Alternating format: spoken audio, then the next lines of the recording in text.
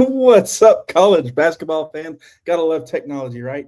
Messes up on you right in the middle of a show intro. I'm your host, Sam Gillette. Welcome to another episode of Bourbon, Beer, and Basketball. Today, we're going to talk about every conference tournament. Some of them are already started. Some of them are about to start. So without any further ado, let's get this rolling. If you're watching on TikTok, head on over to youtube.com if you want to have your comments appear on the show. Bronco Nation updates over there on youtube.com. Otherwise, you can stay on TikTok and I might be able to get to you. We'll see. But let's get rolling right now at 5'7" from Boise, Idaho, my friend and co-host of Bronco Nation Live, Mr. Nick Wade. What's up, everyone? 5'8" from Plano, Texas, official USA Basketball Youth Development Licensed Coach and Plano West Basketball Coach, Mr. Jonathan Yates. What's up, party people? Time to get it rolling. And the biggest man we could find for this show at 6'2" from Chapel Hill, North Carolina, founder of the Sunbelt Syndicate, Mr. Dominic Cressetto. What's going on, guys? Sorry to disappoint on the overall height. I can only help so much. At 5'10" from Twin Falls, Idaho, connoisseur of all things basketball and statistician superstar, Mr. Josh Fife. Broncos 6 seed and strong, baby. Let's go. And at 5'9" from Columbia, Pennsylvania, gamer extraordinaire and founder of River Shark Gaming, Mr. Casey Wick. Never at 5'9" would I thought I'd be a small forward. We're positionless, buddy. Yeah. All right. If this is your first time ever on the show, what was that? I was going to say most of our positions would be the bench. Facts. That's true. All right. Mr. So Quasi, I believe Right. that's maybe. Right Or on. Sockwazy. Sockwazy. Oh, shout out Sockwazy. Way to sub. There we go. Yeah. Peyton Gaming. Hello. How's it going? Sup, Peyton? All right. That's a pretty cool little emoji thingy. It is. I feel threatened All with right. the gun, though. All right. Again, TikTok, if you're watching over there, come over here. We'll put your stuff up on the air and go from there. We can see your stuff whenever they come over there. But for now, let's go to our designated driver, Mr. Nick Wade. Always a pleasure having somebody that can drive the masses around to the bars and not get pulled over. What do you got on the table tonight? I'm just some home brew of some coffee and not just keeping it simple, my friend. All right. I'm here to serve you guys, and I'll be taking the wheel of this fine dumpster fire. All right. Mr. Yates, fellow Texan. All right. Today, out of Fort Worth, we got Raw Brewing Company. Formerly was the Raw and Sons. Now it's just Raw Brewing. We got this Iron Thistle which is a 7.0 Scottish ale. So it's a little darker side of it. Still delicious. Oh, yeah. Crispy.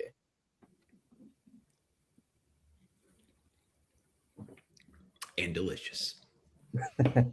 All right, Casey, what do you got from the Northeast up there?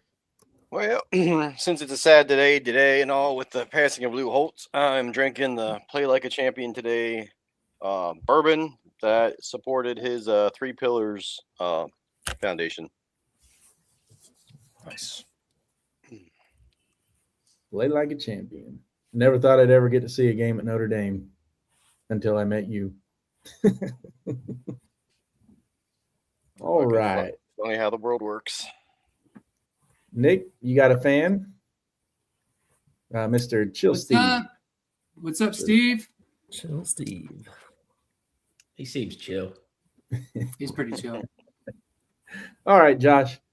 What kind of doctor-inspired drinks are you chugging tonight? We are going with some, I may have done this one before, some Huckleberry Hef out of the Lewis and Clark Brewing Company in Helena, Montana, keeping it in the Northwest. Nice. A little bit of fruitiness to my evening. Definitely a Huckleberry beer. I'll I like be the your can. Huckleberry. Yeah, they got a nice, That's your Huckleberry. nice little dog on there. Yeah. Very nice. Well, all right, Dom. I didn't see your invite on the old TikTok. I sent you one. Maybe you can see it. I don't know. Technology's being fickle tonight. I was gonna say it's not showing up on my end either, but I do have a beer. There we go. This What do is- you got? From the Boone Shine Brewing Company in Boone, North Carolina. It's a New England style IPA. It's called Space Pegasus. Oh, I like the can.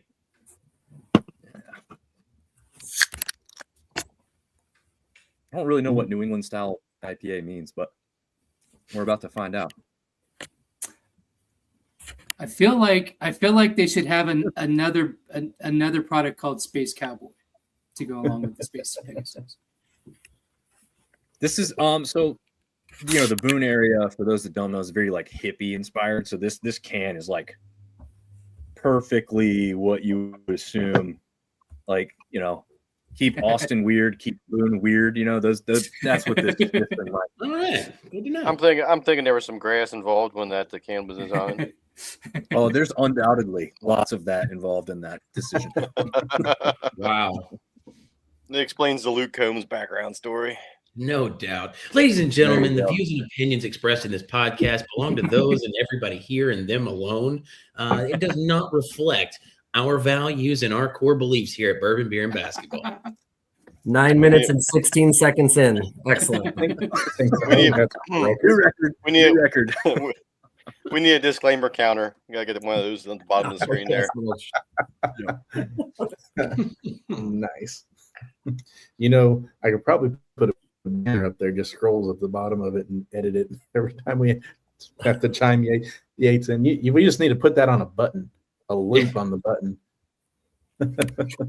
Just have it ready. All Sam right, needs a censor TikTok, button too. we finally got it figured out, so at least you can see the screen now.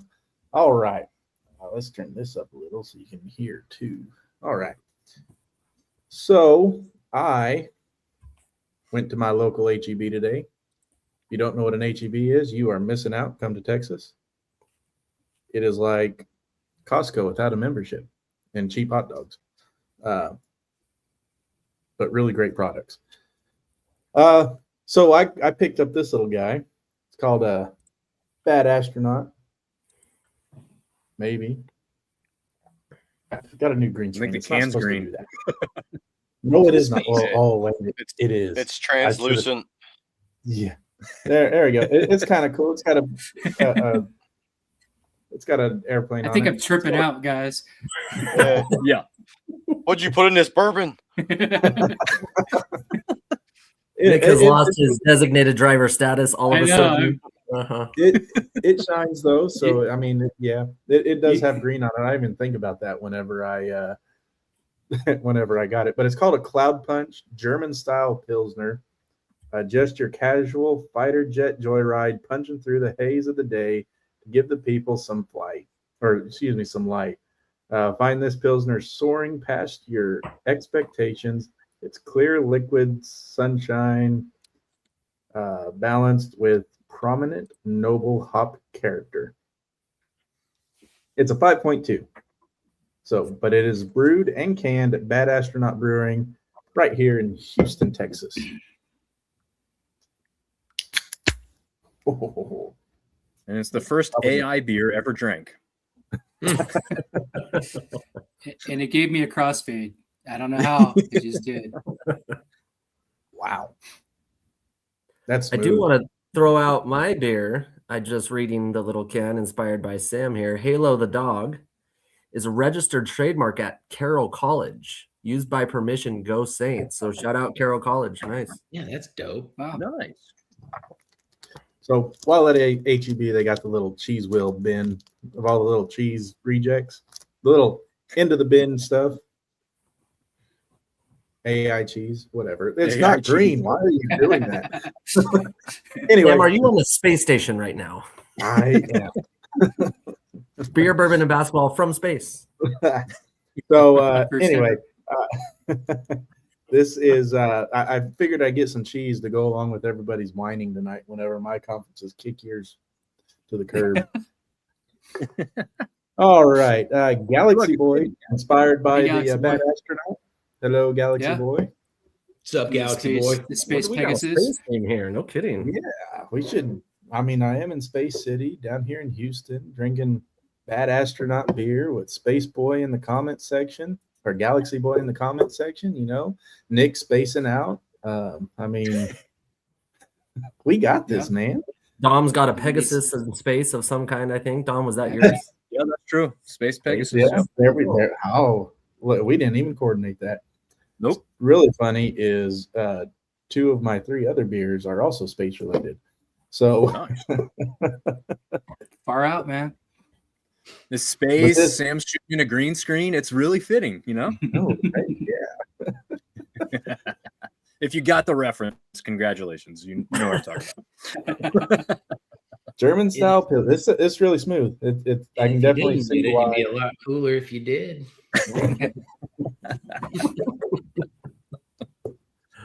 Really nice. The can. I know you guys say it's tripping out, and yeah, it does have green on it, so that's why it does that. But it's still kind of cool. But if instead of seeing all of that, if you picture it green and shiny, it looks really cool. See, look on TikTok. TikTok knows. All right. It does look cooler on TikTok. He's not lying. The Can old confirm. TikTok, those people don't know what they're doing over there. I don't know how to do a green screen background on TikTok yet, so get me to 1,000 followers on TikTok, and I will learn everything to do a great live show on TikTok. 1,000 followers. There you first. go, man. All right, well, Is let's that still jump the into rule? I didn't know that. what was that? I didn't know that was still the rule on TikTok. Is that 1,000? Oh, I can go live on TikTok now. It's just. I think I got in on some kind of deal thing where I got to go live like 3 times a month or something, and I get to keep going live or something like that. So Got it. I don't know. It let me go live one day, and I haven't stopped since. So. The things right. people do Sam, for those turn 1,000 that off. followers. All right. Well, we did lose a legend today. I didn't have anything planned for it, but Casey, raise your glass. Everyone raise a glass. Nick, raise your coffee. to Lou Holtz, a gentleman, a scholar, one of the greatest football coaches of all time. Here's to you, Lou. The man. All right. That being said, let's talk some basketball. That's why we're all here, right? Oh, yeah. Pull the right note sheet up, goober. So I've been doing a lot of things to make this show more professional. The more I try to do to make it more professional, the less professional it gets. That's the way it works, man. You know Until what that every means? Stop trying. this time next year, ESPN's going to be calling saying, "Hey, you want to do our shows?" No, We only no. have X amount of glitches. I think we're more barstool Yeah, caliber. For sure. yeah, I'll take it. They still make money. So you can get us on your Sunbelt Syndicate, right? That's a thing. There we go. Hey, you might know that guy. That's Sound really great. I can get you there. All right. Let's talk about some bubble teams right now. Obviously, first #1 overall seed looks like it's going to be Duke. Michigan maybe, but with a head-to-head, I don't think they can give it to anybody but Duke at this point, unless Duke just craps out in the ACC tournament. What do you guys think? Duke #1 consensus, or does Michigan have a chance? I think of this. If Virginia had somehow upset Duke, which I said last week was not likely to happen, and it didn't even come close to happening, that's probably the only way you see Duke fall out, right? Because then they possibly lose in the tournament and everything else. But no, I don't see it happening. They'll be a number one overall. Yeah, and it kind of sucks for Michigan. You pretty much in that driver's seat for number one, and Arizona for the longest time until they fell apart.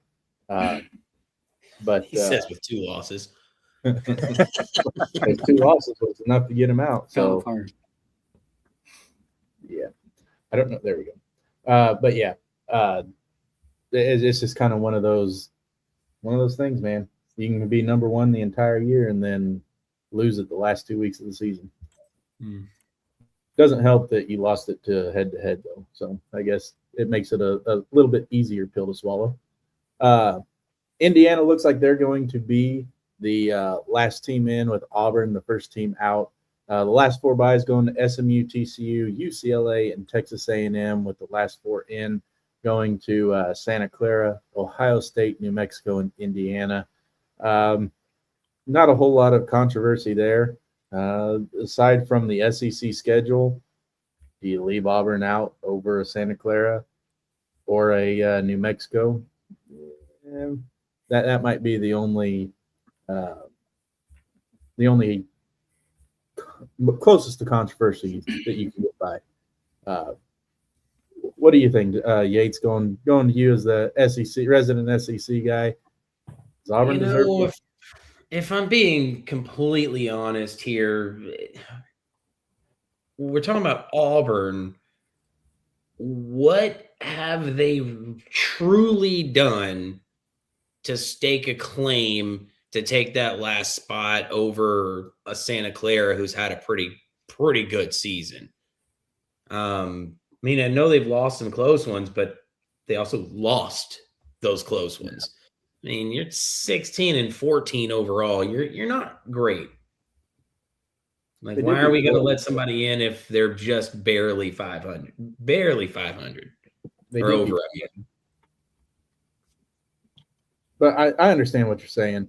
They did beat Florida. That looks like their signature win right now.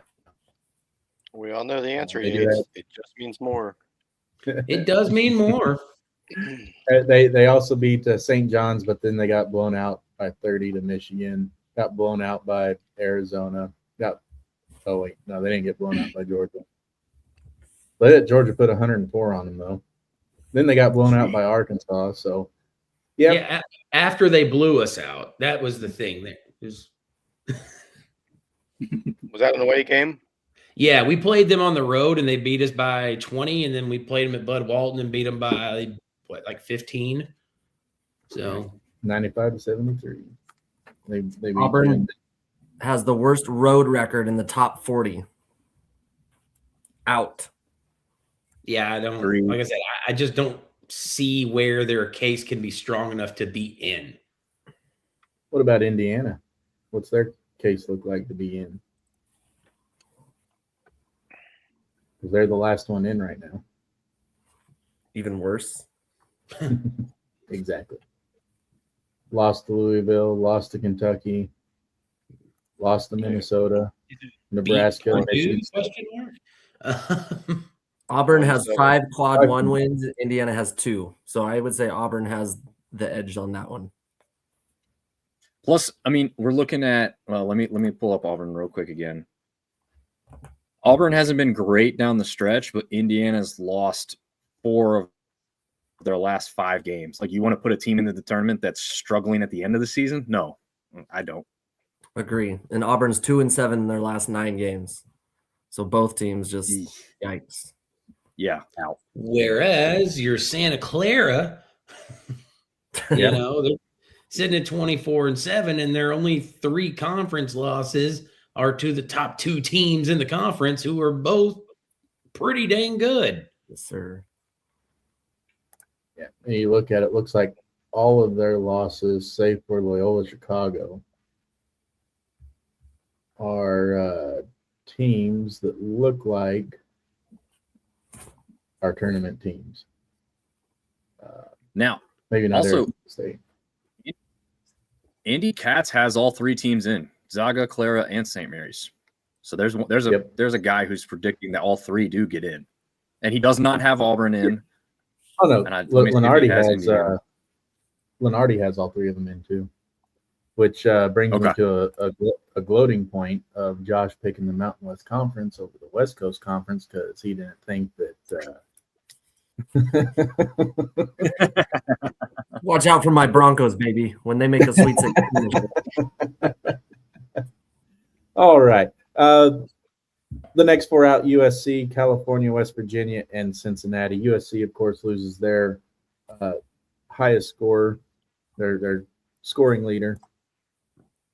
Crazy story there. Any of the next 4 out have any shot at wiggling their way in?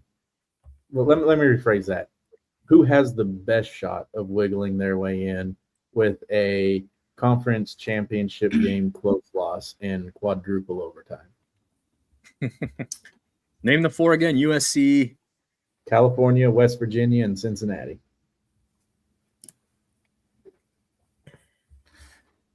I know I'm throwing curveballs at everybody tonight. No one's safe. Yeah, we got to be prepared for this stuff, man. What are we doing? I just thought of the question. What can I say? For Seton Hall, they need something big down the stretch. I'm going to stick up for my guys in the Big East, and I'm going to say that out of those 4, I think Seton Hall's got more going for them. They're net 52 right now. Yeah, Seton Hall wasn't mentioned, but I like your. Look where your head's at. UFC. I got him in the. I got him in the first 4 out over. I got him in there with Auburn, Cal, and USC. Yeah, that makes sense then. Yeah, I like it. Let's see. Anybody else want to add to that? Trying to pull this stuff up. You said conference championship overtime loss? Yeah, quadruple overtime loss by a half a point. I think with like USC having lost 5 in a row at this point, I think it's going to require. I don't think they've done enough unless they just. I guess you're right. They go on this massive run and win 7 games in a row or 6 games in a row before losing. So, all right. My take. I'll go with Cincinnati. Oh, Cincy. Losing their. I mean, they have a large victory over number 8 Kansas on the road, 84-68. They did then turn around and lose pretty badly to Texas Tech, but then they've crushed Oklahoma State and BYU to kind of get back in there. They've won more than any of these other 3 teams we're talking about down the stretch. So I think if you're looking at close factors between teams, I feel like they in the past have done this and should lean on this more. You want the hotter teams coming into the tournament. Now, there's still conference tournaments to take into consideration here, right? They get bounced out early. They're no longer hot. But if you're looking at just the regular season, just what we have seen, I'm leaning on a team that's playing better down the stretch. When you look at it, conference affiliation is probably going to play a big role in that too, because if you're a Cincinnati and you're going up against a 1 seed, not the number 1 overall seed, but up against a 1 seed, or have 2 potential 1 seeds in your conference versus 3 and 4 seeds in your conference, and you win, that probably helps to boost your resume for sure. True. All right. Well, with the ACC tournament kicking off March 10th through the 14th, Duke's the number 1 seed there. There's projected to be 8 teams in the ACC. Josh, why don't you kind of give us a rundown what you think the ACC is going to look like during tournament time? Got it. Well, a lot of stuff to shake out as far as seeding goes in the ACC tournament, but a big game tonight, Miami and SMU. That's a big one for jockeying for position. Saturday, Virginia Tech's one of those teams that's kind of hanging around in the discussion. They've got a game against Virginia on Saturday, so big one there.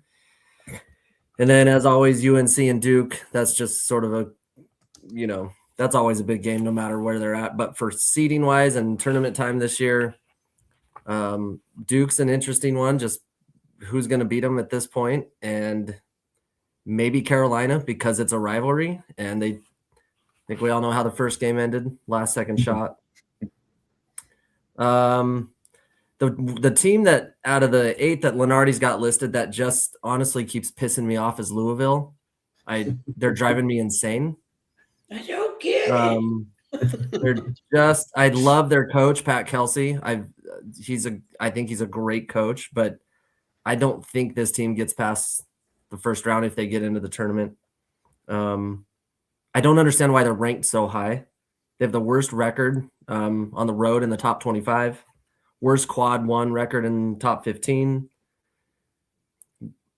I don't know why they're in, honestly. They're ranked so high in all the metrics. Ken Palm, Evan Mia, net ranking, they're all in the top 20, and I don't get it at all. So it runs through Duke. I think we all know that. And it'll be interesting to see if anybody can push them. Carolina's the one, and again, not because I'm a Carolina fan, but just that always is the game that shocks everybody, because how does Carolina beat them this year? And they did the first time, so it'll be interesting. But Evan Mia's Bayesian rankings, I don't know if you guys are familiar with that. It's super nerdy, and he's just a brilliant statistician, but he's got 2 guys on 2 different teams in the top 10 players of the country, Duke and Michigan. And so to me, Duke's probably going to run the ACC. Michigan, if I had to pick a championship game, that's it this year. But Duke is the team. I hate to say it. It kills me, but. All right. Over in the Big 12, happening March 10th through the 14th. Arizona's the 1 seed there. Big 12 only projected 8 teams as well. Nick, what's going on with the Big 12 in their tournament, and how do you see that one playing out? Yeah, so some of the storylines there's many of them going on. They got the overshadowed but crucial. You got even Oklahoma State's overtime win keeps their bubble hopes alive. So a lot going on in this group. I'm not used to covering a conference with so many teams with a chance to make the tournament. But if just from altitude you look at it, and it's Houston and Arizona, they look like Final Four teams, obviously. But overall, the Big 12 race is nuts. Over the last week, you saw Texas Tech beat Iowa State 82-73, West Virginia 79. BYU 71, and that's one of those storylines. Like at the first of the season, BYU looked really, really good. Like, hey, they're going to be in the tournament, but now they're kind of on the fringe now after everything's said and done. And then you had Arizona almost doubling, getting Kansas by 20 spots, securing the regular season championship yesterday. And then Houston absolutely crushes Colorado 102-62. So they're looking like the Houston I thought they're going to be all year with Kelvin Sampson at the helm. And then Houston and Arizona are really playing like Final Four threats. Both of them picked up those statement wins this week. And really they look like those teams that are peaking. They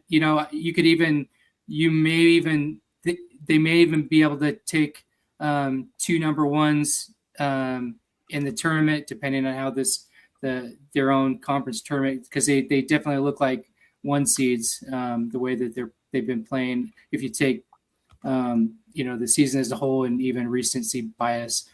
But then you got Oklahoma State's that thrilling win over UCF. Who UCF has been doing great lately, and they've found themselves on the fringe as well.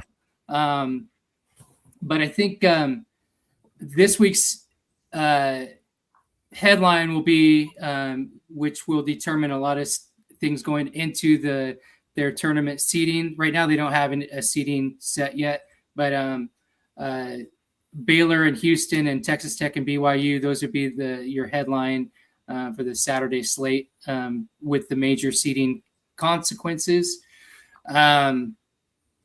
So probably the four locks or the three locks are Arizona at number 3 overall, Houston number 7, and Iowa State. They're probably going to be your lock to be in the big dance, and then Texas Tech right below them, and Kansas. And Kansas, they had a couple good wins, but lately they've kind of fell off a little bit. So those are probably your top 5 out of the Big 12. And then we got the final week here. So you got BYU, TCU, UCF, Cincinnati, and Oklahoma State. They're going to be battling for some of those other spots. If it were me, I'm taking recency bias, and I kind of like TCU. They've been really charging forward as of late. But again, there's a lot of ball going on in the Big 12, and it's nuts. And I like that. I like my Big East, and I like that I got this assignment because I'm a big Houston guy. I'm going to be taking them in my bracket going far. So nice. All right. Over in the Big Ten, their tournament kicks off March 10th through the 15th. Michigan, the number 1 seed. The Big Ten projected to get 10 teams in.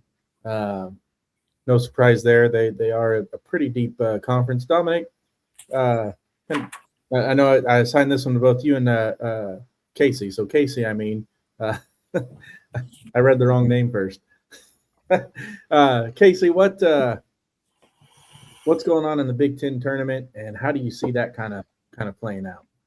I mean, they do have they're kind of in the same boat as Big 12 and the SEC being top heavy. I mean, you got Michigan, who's a favorite to make it to the Final Four and possibly championship game.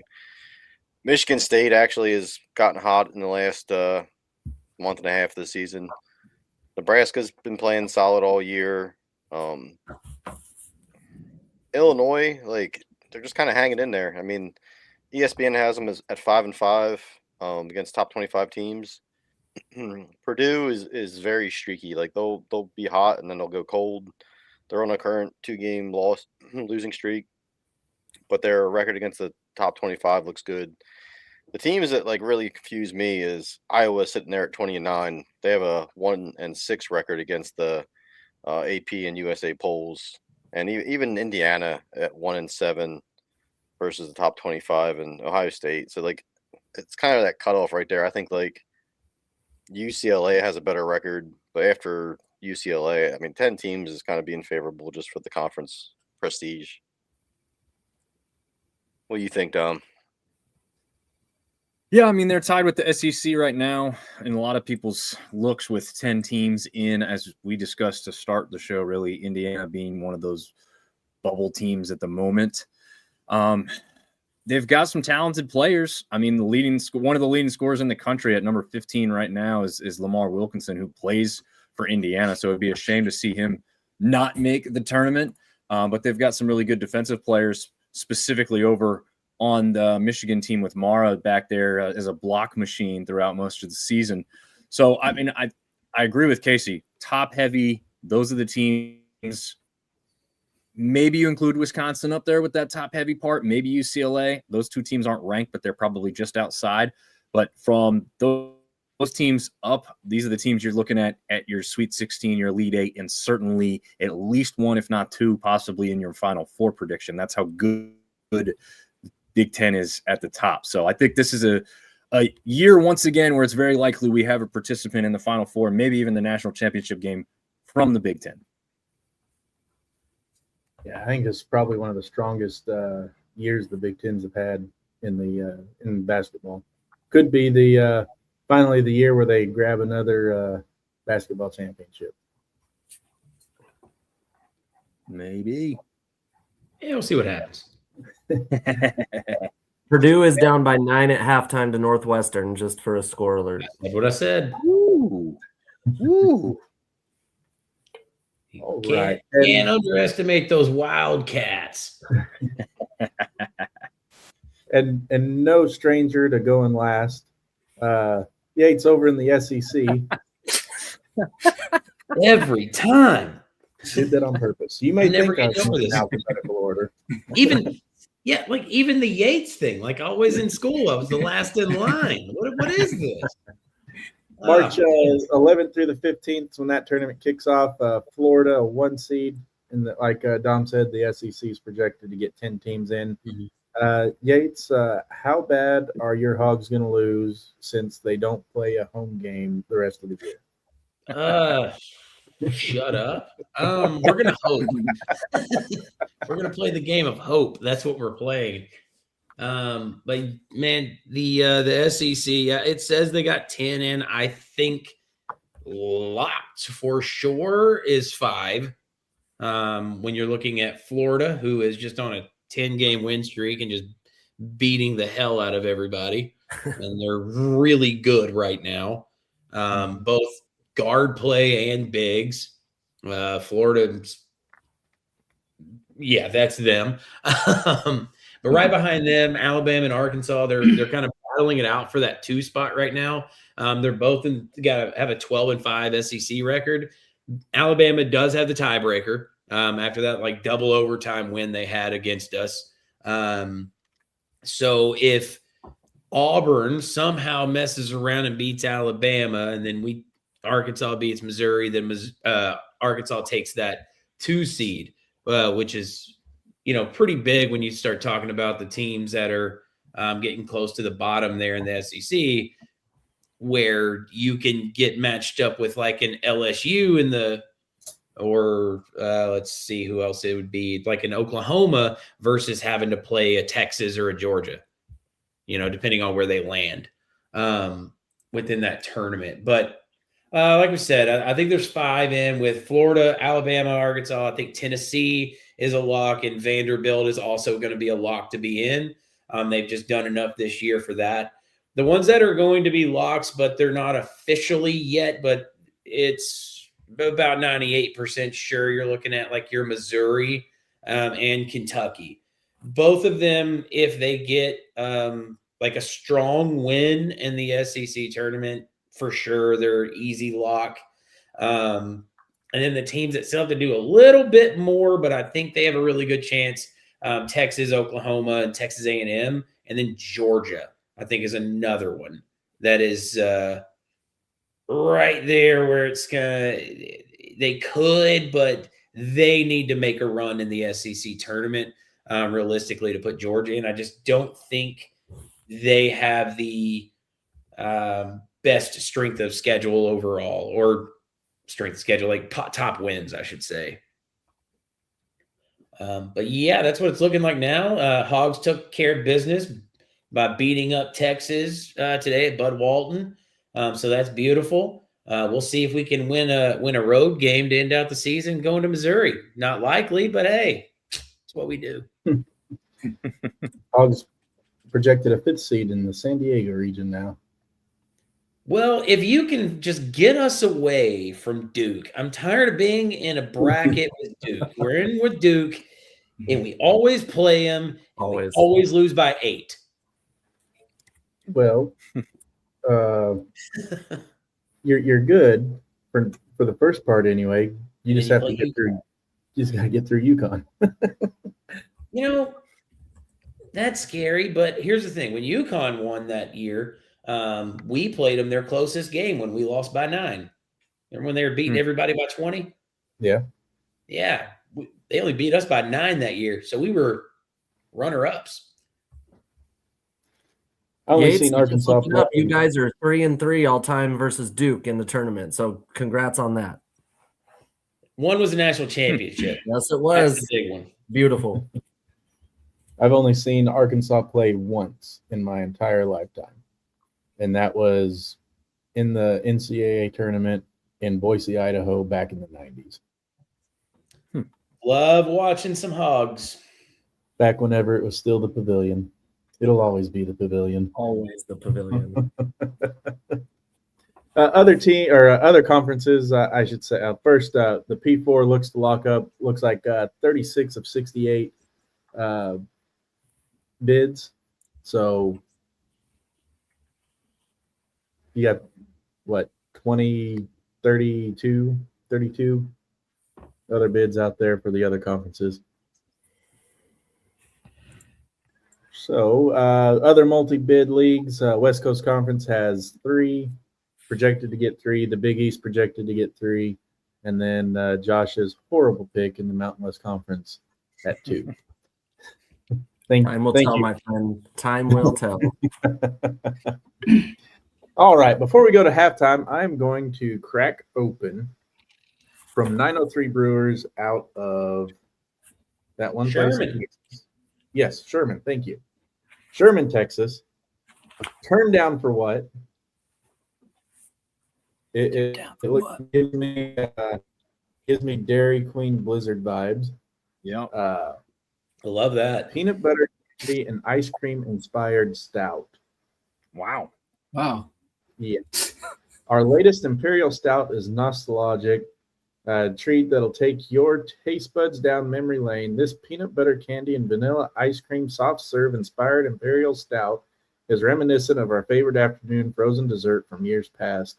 The flavors of peanut butter candy, milk chocolate, and vanilla ice cream are blended and swirled throughout a malty chocolate-based stout, transporting your mind to simpler times with these big flavors. And not only does it bring back your childhood memories, but it also puts you in a state to be able to dream of them at a 10% alcohol volume. Love that. Yeah. Diabetes. Boozy Blizzard.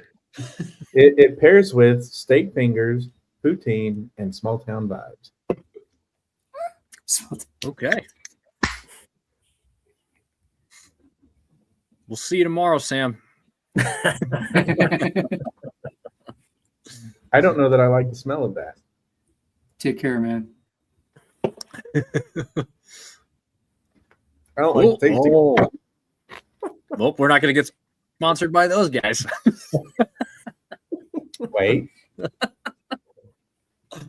Oh, it has more of a coffee back than a chocolate back. I don't know if that's intentional or not. So is it better than orange juice and toothpaste? Yes. It actually, I say coffee, but it's more dark chocolate. That bitter of a dark chocolate. That's kind of what it goes. You know, this would be a great. I don't know if you guys saw my personal TikToks and the hops with Pops. I bet I'd get Pop to make some funny faces with this. Pop, sorry if you're watching. We're doing this when I get home. Pop's gonna pop off. Second one didn't go down as good either. But I'm gonna get through it. There's never been a beer I didn't finish that I bought. So let's see. All right. We're going to take a quick 2-minute break. When we come back, we're going to get into the So before we do that, I just got a message from Pop. He is watching, and he said no in all caps, and exclamation point. I'm going to put it in a copy one day and just not tell him. All right. We're going to take a quick 2-minute break. And when we come back, we are going to get into the conferences we drafted and take a look at what the point totals are looking like from what we picked for our regular season conference champions. A lot of champions. We see we got the Big East still, the WAC, and the Big West have conference champions that are undecided. So other than that, conference champions are decided, and we will get into those point totals after the break. So stick around and have some fun with us.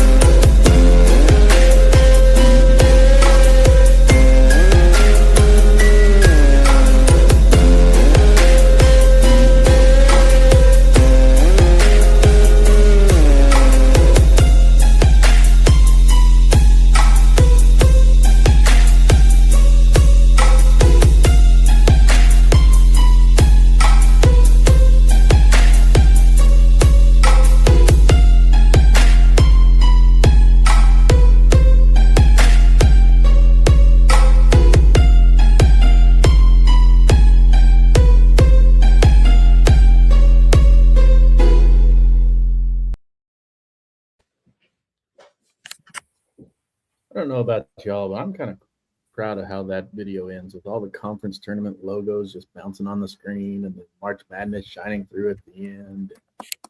Good job, my Kinda hurt friend. that- Yeah, I like that. Kind of hurt. No one said anything about that yet. So Oh, hey, that looks really dope.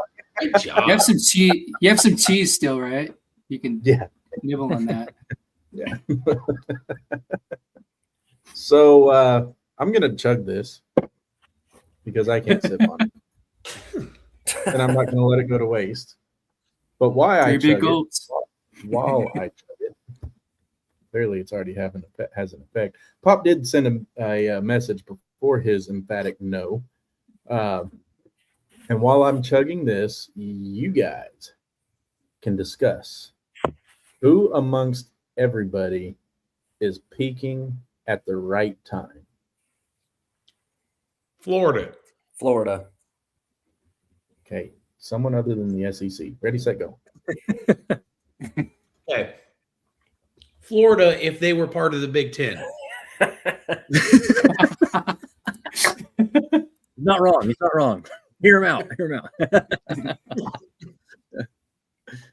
Oh, let's see. Michigan State? No. No. Miami of Miami. Ohio. It doesn't go any better when Really? it's chugged. Are they peaking? I was going to say Miami of Florida, but I mean, we can go with Miami of Ohio. That's fine. They're ultra peaking at 30-0, man. Yeah, the only thing peaking on them is the fact that they may be peaking at the tournament from their couch if they lose a game. Yeah. Man, Yeah. How do you go undefeated, lose your last game of the last game of the season, and not make the tournament? That's That would be just absolutely piss poor from the committee, and I don't think they would do it. totally. I think right now they're going to be locked in. They just can't lose badly in the MAC tournament. all right, Pop. Since you're watching and you made me chug that turn down for what, I'm going to let you choose the next cheese that I crack into. Horseradish cheddar or drunken goat cheese. So shoot me a text. You gotta Horseradish cheddar, taste it with some drunken goat cheese, man. drunken goat cheese. You're not my father. I know. I'm just here for the dumpster fire, man. I Oh, want to see that. I want to see that turn up for what come back up. you do not.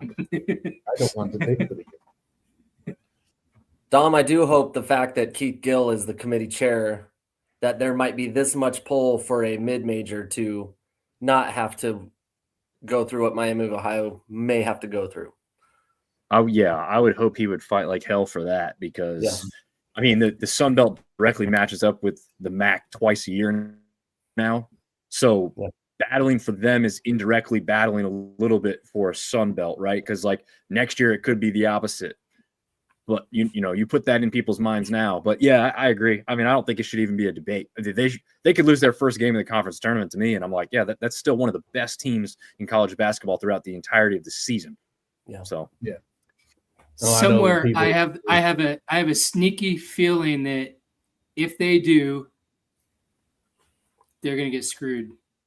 Like Yeah. there's something in me that says that they're gonna go, well, look at their conference. Yeah, it's 30, 30-1 or whatever it is, but there's gonna be some turning of the noses, and I don't know. I have a strange feeling that they wouldn't do And it. if so But- facto, they let Auburn in, Auburn, yes. Yes, you and I are on the same page just tonight. leaving us Yeah. going, are you shitting me, Clark? That's what I'm saying. It wouldn't surprise me. yep. Ladies and gentlemen, My bad for the language. It was just a movie quote. It was just a movie. Yeah. right? Quote. Yeah. Those are different. Those are different. All right. So current standings right now, Nick, Josh, and Jonathan Yates all have 2 points.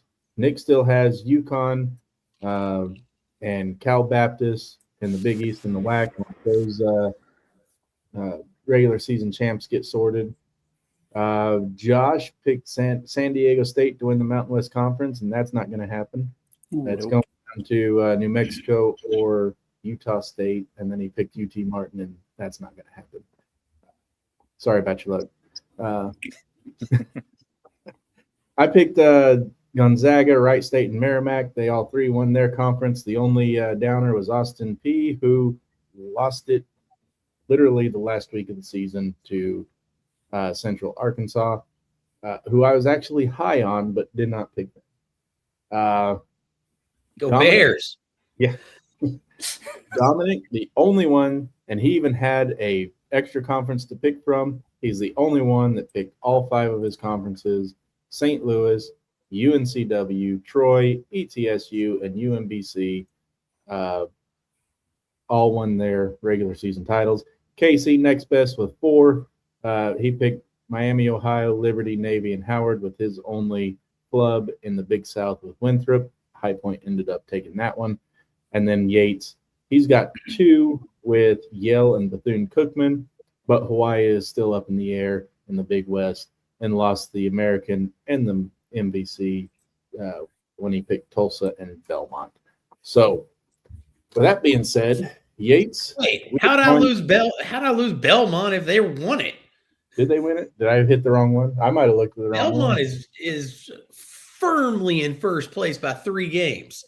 I might have looked at the wrong conference and that's not Belmont. Hold on. You might have 3. Let me pull that one up. I might have looked at the wrong Said conference. he picked wrong when he chose Belmont. We'll fix it. It's just a test to see if you were paying attention, Yates. That's all it was. Yes. It was just a test. Man, And you definitely are. Yeah. Why did Good I on you, say- Yates. You're paying full attention. Yeah, I'm here. You know what happened is I looked at the Mid-East while I was looking at Missouri Valley and did not see Belmont in the front. So Yeah, that's on me. yeah. That MEAC conference is, I get There it. you go. So you got 3. So Yeah. current scores are Nick and Josh at 2, Yates and I at 3, Casey at 4, and Dominic at 5, with Nick and Yates both with games still to play. There we go. We're in All it. right. So, Yates, we are going to break the mold of your Going always last. coming in last. Yeah. So why don't you tell us your number 1 pick in the draft, the American Athletic? What's going on over there? What's their tournament looking like, and who do you think's going to? You got to tell me who's going to win the tournament, because that's your next. Who you think's going to win? That's your next point total. No doubt, we can do that. Well, South Florida right now, they're ahead of everybody. They've wrapped up basically the regular season title there.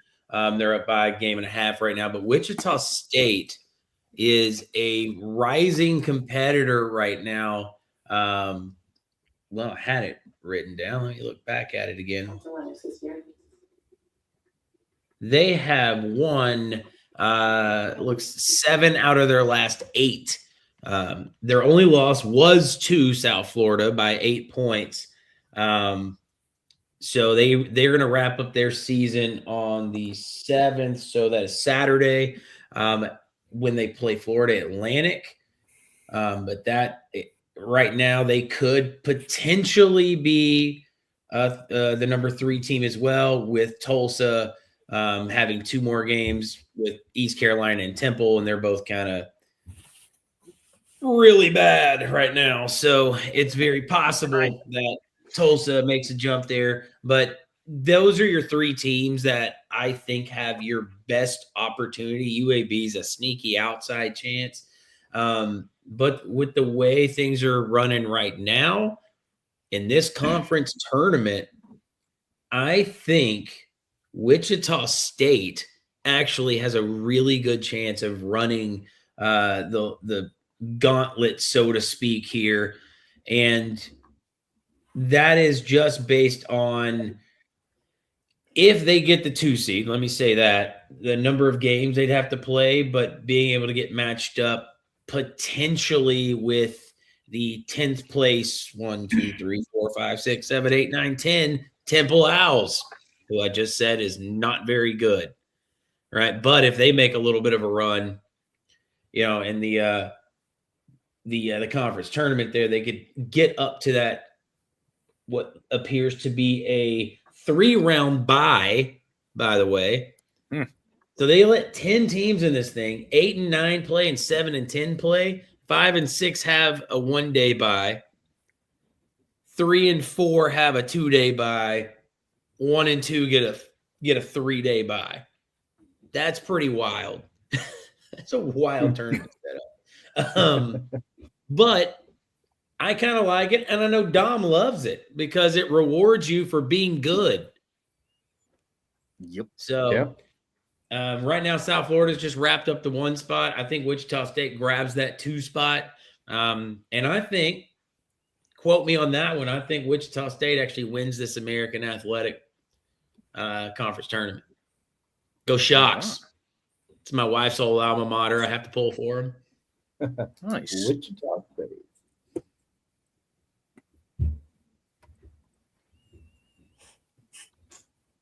Gotta love the Shockers.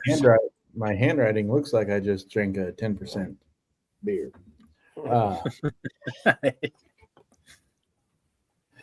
Let's see. All right. Let's go. But first, I do want to give the quick rundown of the points. I meant to do that before, and I decided to chug a beer instead. So for each correct guess, you'll earn a point. For each NCAA tournament win, you'll earn additional points. I don't know what I'm going to do for the winner yet. There is going to be something. I'll probably announce it next week. But there's going to be something for y'all, and it's not going to be a piece of paper that says you won. And it's not going to be cash because no one needs cash in the times like these. In this economy? But as you know, you guys each got a point for regular season conference champion. You're going to get a point if you correctly pick your conference tournament champion. You get a point if you get in as an at-large bid. You get a point if you win the play-in game.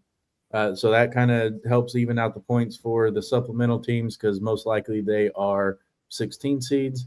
You get 2 points if you win a first-round game, 2 points if you win the second-round game, 3 points the Sweet 16, 4 points the Elite 8, 5 points, which this is probably only going to me with Gonzaga, the Final Four. I don't know. Nick with his Big East UConn might get there too. Bethune-Cookman is just sitting there, dude.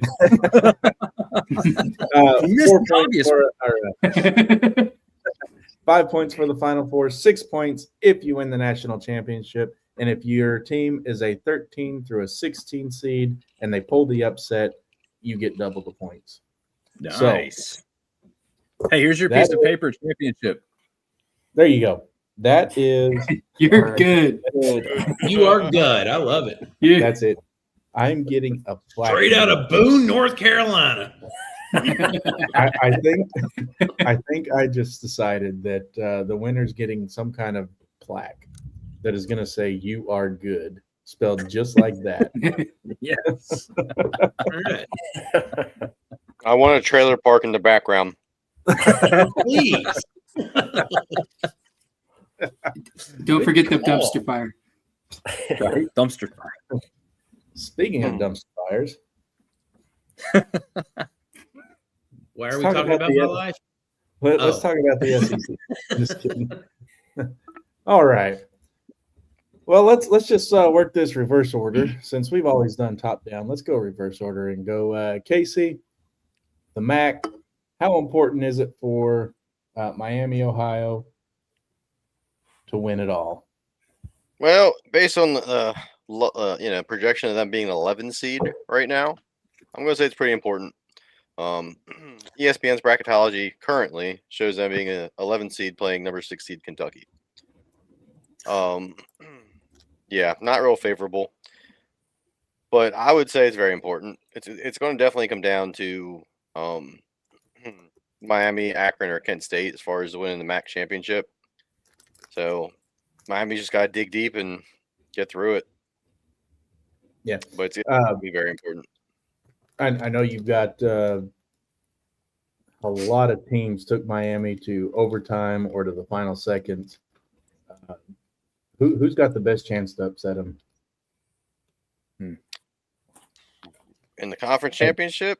Yeah, and if or in the conference tournament as a whole, and if they get upset, does the MAC still only get one?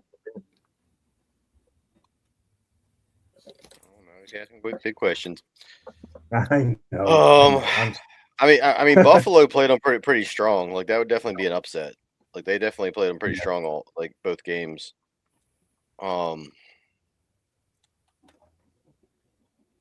I kind of want to say like they didn't really.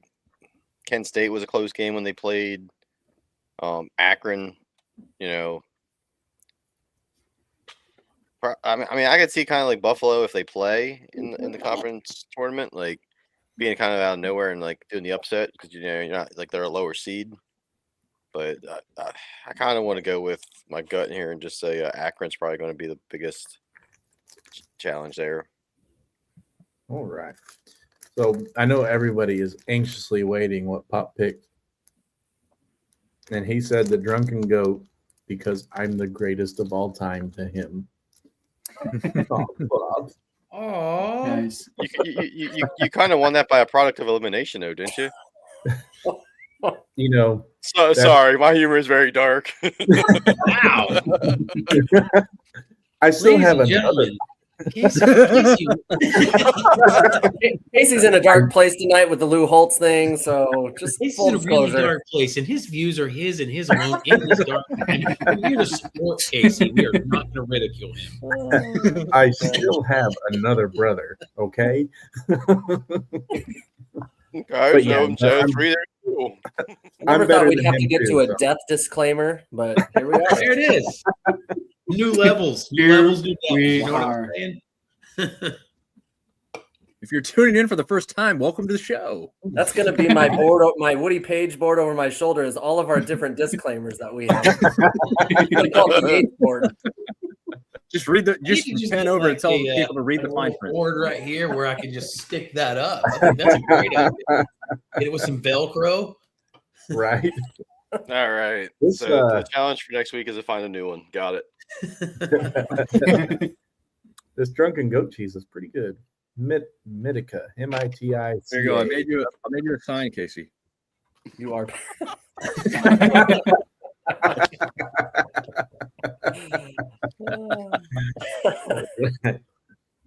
I think that calls for. I'm going to save the blue planet for last. I think. You're 5%. You're a 6 point. Yeah, let's go 6.2. I'd also like to take the motion of the last place guy needs a "You Are Bad" plaque. Okay. All right. I think that's what it's going to be. We're going to go. You are good and you are bad. Exactly how Dom spelled it. No. There'll be a trailer. There'll be a trailer park background on the "You Are Good" and a dumpster fire on the "You Are Bad." Yes. We've done it. There we go. There's our awards. Now I got to find a trophy shop to make it. The next beer I'm going to crack open. Bringing back the bad ash. Yes, there's green in this one too, camera. So you're gonna have to look at TikTok if you want to see what's blacked out. But it's a Phase Fighter. Bad Astronaut Phase Fighter is India Pale Ale. Pew pew pew pew pew pew. Tut tut tut tut tut tut. That. Yes, that's what it Ladies and says. gentlemen, Sam Gillette just had a stroke on air. And there was one. Ignore Casey the went for the top rope. Wow. That's exactly what it says. There you go. I'm not Casey, lying. if you need to talk after this show, you just call me. Show Get TikTok on a over Zoom there. call and Show me on this dog who touched you. Here you go, TikTok. Anyway, ignore the threat of being vaporized into a flash of light and a puff of smoke and enjoy the pretty lights and fun sounds. This IPA beams with bright citrus and bitter balance. 6.2. I'm so glad I drank the 10% one first and then did that because it made it so much better. Does it But say it really says, pew, pew, pew, pew, pew, pew, tut, tut, tut, tut, tut, tut, buzzat. Don't drink that. There's going to be some LSD in there. You're going to see a dragon. 100%. That thing is laced. There you go, Dom. You can see it. You can the shagadelic nature of the artwork. Nice. So- I like that. Yeah. So we need two disclaimers right now. So you just pick I don't them. think I have enough disclaimers ready. Just pick it out of a hat. Today, Dear Internet, don't block us. Oh, I need to change the title of this episode from conference tournament to disclaimer tournament. Which disclaimer is going to make it to the end? Which one of our Elite 8 disclaimers is going to the finals? disclaimer bracket. There you go. That's a beautiful thing. Maybe we'll do that Final Four. That's not bad. Bad Astronaut Phase Fighter, India Pale Ale. If you like India Pale Ales, that's not a bad one. This is the Bad Astronaut out of Houston, Texas. If you're interested, it's at 1519 Fulton Street, Houston, Texas, 77009. By the end of this show, Sam's camera's going to start moving. He's going to be freaking out thinking it's something different.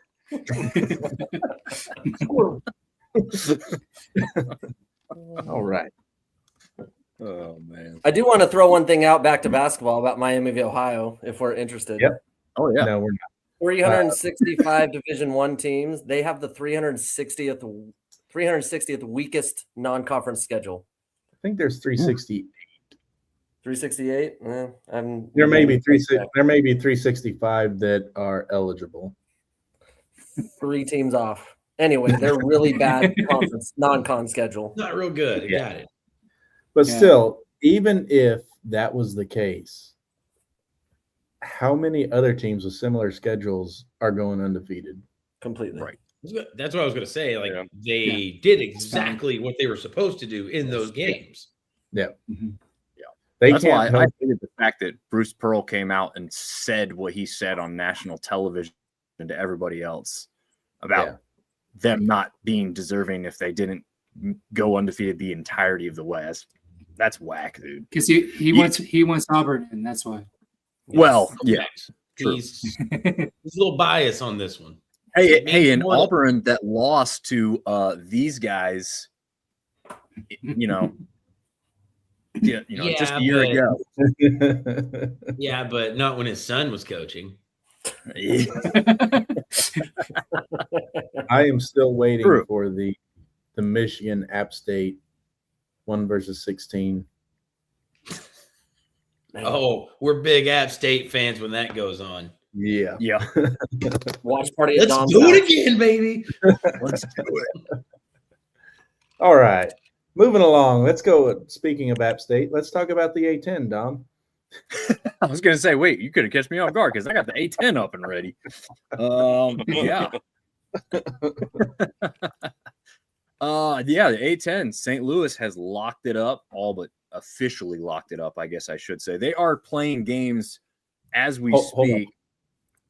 I'm sorry to interrupt you. Casey, who did you pick for the MAC championship? I'm still going to stick with Miami. Okay. I'll ride that. All right. Ride that Sorry, fire Mom. dumpster until the wheels fall off. Now go. I'm sorry. I'm sorry All for good. my I think alcoholism. Blame think the just officially within the last several minutes, St. Louis has now officially locked up the top seed in the tournament for the A10. That tournament starts on March 11th, so we're still 6 or 7 days away, I guess, depending on how, what time the tournament starts. But again, they are ranked number 25 in the nation right now. Beat Loyola Chicago 79-65 tonight. I think all other games have now gone final. Yes. But I think the only challengers remain VCU and Dayton to really take the conference title. Maybe you could look at an outside shot at St. Joe's, but I don't think anybody else has a chance to actually win enough games to get to the championship game and beat out some of these teams. But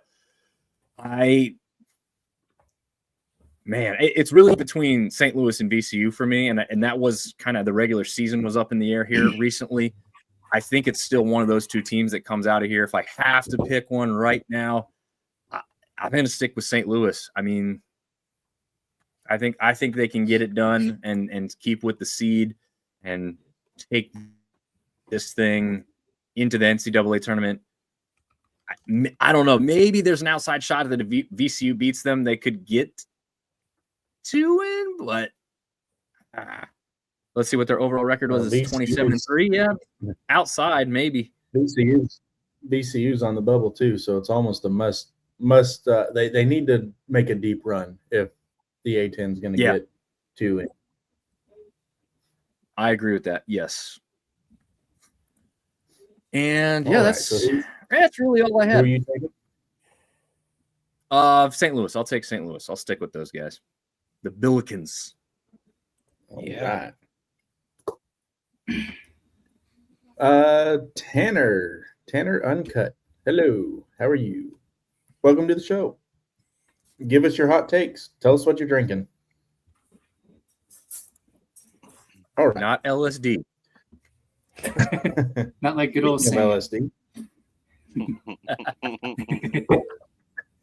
Oh my God, is that a dragon behind him? Where?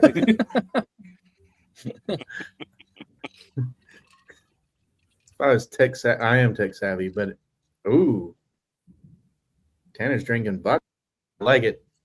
I drink vodka like it's water. Nice. That doesn't fit with the title of our show. Vodka. Come on. My first official legal drink was a Pink Floyd. And it was not vodka, but it was Everclear and Hot Damn. So that was fun. Anyway, drunken goat cheese. All right. I think it's just goat trees and you're drunk. I think that's how that one goes now. That's what he's saying. Drunken goat cheese. Yeah. See? Drunk and goat cheese. And that's what he's doing. I like that. Yeah. That's what's going on here, Sam. Tanner is also watching Iowa Hawkeye girls basketball vid from 2023 to 2024. Speaking of girls basketball, that's a true sicko right there. Old school college basketball highlights from women's season in 23-24. Nice. That's hardcore. Highlight reel. Yep. Speaking of girls basketball, Boise State not doing great against UNLV, down 32-12. Yep, that's not real good. They're just not making them. They're everywhere else but in the net. Kind of like San Diego State last night against Boise State, who also couldn't rebound. Man. Oh, man. And 23-24, amazing team. It was. Tanner, thanks for joining the show. All right. My first pick in the draft was the West Coast Conference. Their tournament starts tomorrow through the 10th. It's the last tournament with Gonzaga, Gonzaga, Oregon State, and Washington State. Of course, all of them moving to the Pac-12 next year. Tournament takes place in Las Vegas with the first and second rounds March 5th and 6th, with the lower seed matchups to determine the quarterfinals. Third round and quarterfinals March 7th and the 8th. Semifinals March 9th, and your championship game March 10th. Right now, tomorrow, the winner go home opener is number 9 seed Pepperdine versus 12 seed 9 Portland versus 12 Pepperdine, and then Thursday, the 10 seed LMU versus the 11 seed San Diego for that one. Santa Clara and Oregon State enter the mix as the 3 and 4 seed on the 7th, with Gonzaga and St. Mary's earning the double bye on March 9th for the semifinals. The championship game, obviously, March 10th at 6 o'clock Pacific time on ESPN. So, and of course, I'm up in the air on this one. I really want to pick St. Mary's, but I've got to go the Zags just so that I can sympathize with Josh when they let me down.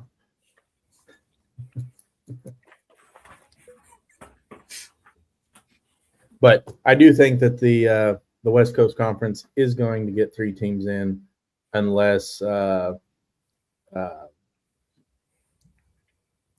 Clara just craps the bed early and gets blown out. So that BSU victory over St. Mary's just feels so much better with them, how they've turned out this year. Yes. Speaking of Boise State, Josh, what do you got going on with the Mountain West? Oh, the good old Mountain West. What was I thinking? I'm glad you did it, not me. Yeah, well, here we go. So much seeding still to be figured out here over the next couple days. Colorado State and New Mexico play tonight. UNLV at San Diego State on Friday. UNLV is one of these anomaly teams I cannot figure out. They are just freakishly athletic, but then they crap the bed, and then the next 3 nights later, they beat Utah State. So I don't understand it. Utah State was my hope, and they are hitting the low at the absolute worst time. 1-3 in their last 4. San Diego State's 1-4 in their last 5, and Grand Canyon 4-4 in their last 8. All that to say, Boise State and Colorado State are the hottest teams in the Mountain West right now, which is really weird. The tournament's going to be very interesting. A lot of the Mountain West talk is jockeying for position and who's going to have sort of the straightest path to the championship, and who knows what that's going to look like. But it's an interesting time in the Mountain West for sure. All that said, I think I still got to go with Utah State. I feel like they're going to figure it out. They'll get some things in the right place, and I think the Mountain West might be fighting for one bid. So whoever the champion is, that could be it for them. We might be looking lucky to get 2 in. New Mexico might be our hope for a second bid. And if a BSU or a Colorado State can stay hot, run the tournament, then maybe we do get 2 in if Utah State can hang on. So we'll see. I'm going to go with Utah State, though. I hate to say it. Sorry, Nick. If you want a more in-depth for any Boise State fans watching, Nick and I will release our Bronco Nation Live overtime Friday morning, and we are going to deep dive into the Mountain West Conference and what it's going to take for Boise State to get the best seed possible. As of right now, unless Utah State loses to New Mexico and loses their number 1 overall seed, I think the best path for Boise State is a 6 seed. So, because then that every top team that swept Boise State this year is on the other side of the bracket. So, with that being said, speaking of Nick, let's go back to Yates. I'm just kidding. Nick, what's going on in the Big Ten, or the Big East? Yeah, 6 might not be a bad place to be for Boise, but we'll see. We'll see how everything shakes out. There's some big games tonight and still coming. So over there in the Big East, last week this time I was remoting live from a Boise State women's game. Yeah, you're not doing that again. And sorry guys, but I'm sorry you had to watch that.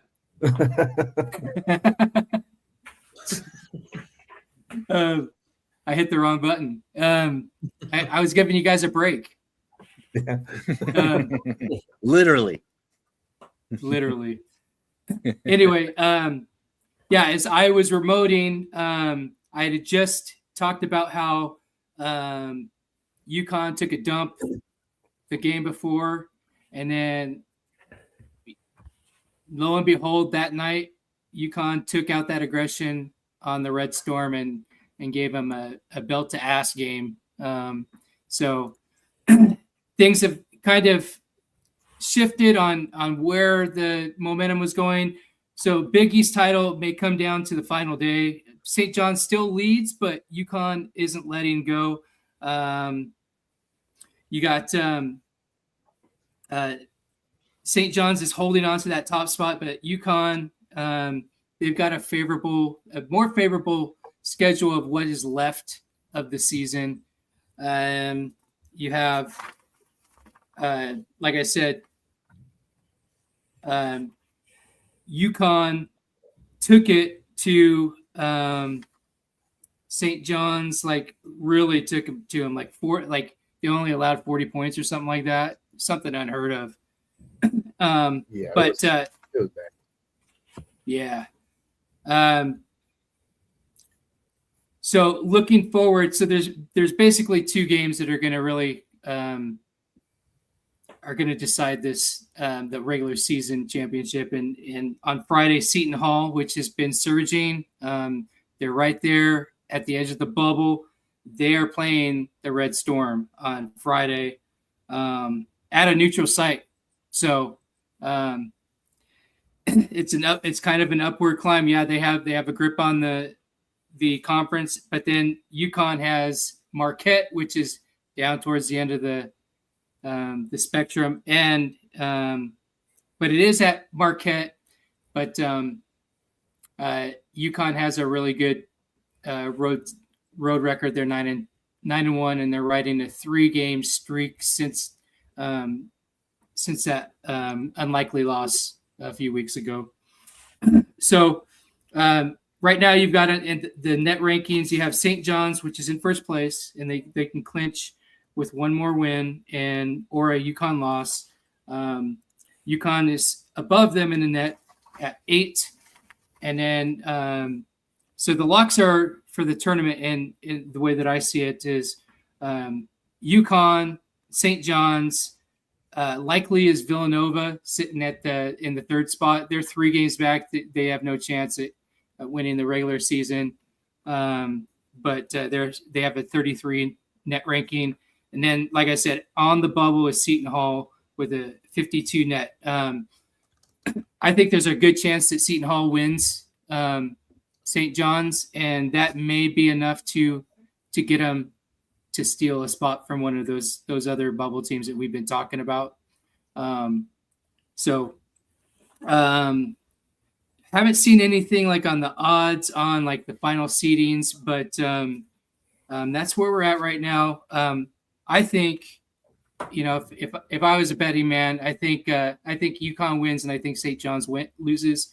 And UConn squeaks out the regular season conference, and then I think for the conference championship, I think the UConn's going to be peaking at the right time, and I think they're going to take that and get it, and possibly be up for a number 1 seed in the tournament. But this final stretch down here after that loss, that debacle, might be what it takes to get them that number 1 seed if they're going by recency bias from the last few years with UConn. Other than that, I think you're going to see probably 2 Big Tens and an SEC, and then a Big 12 with those top seeds, or maybe even two Big 12s and 1 Big 10.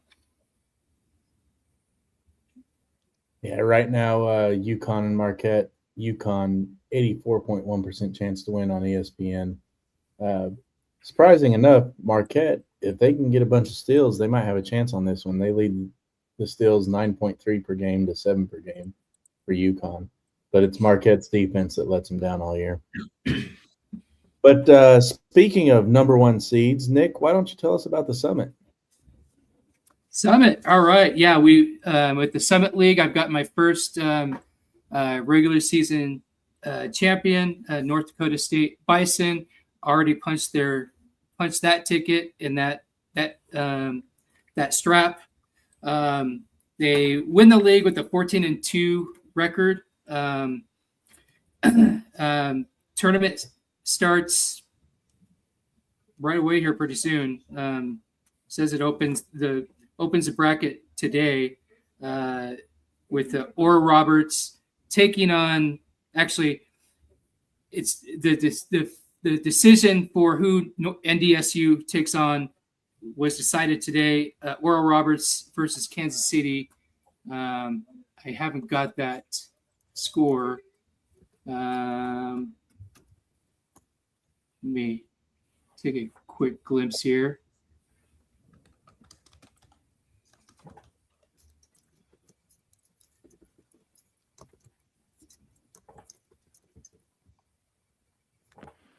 You guys, this India Pale. So Kansas City took Kansas City. Ora Roberts won Kansas City, so they will face North Dakota State in their brackets. Of course, their tournament favorite is North Dakota State. And it's going to kick off here like probably tomorrow. But this Summit League has been pretty much North Dakota State.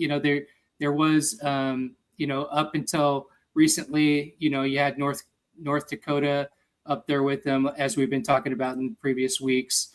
But yeah, I think in their conference championship, I'm going to keep riding with the Bison. I think they'll take that, and I'm just looking for some bonus points here. All right.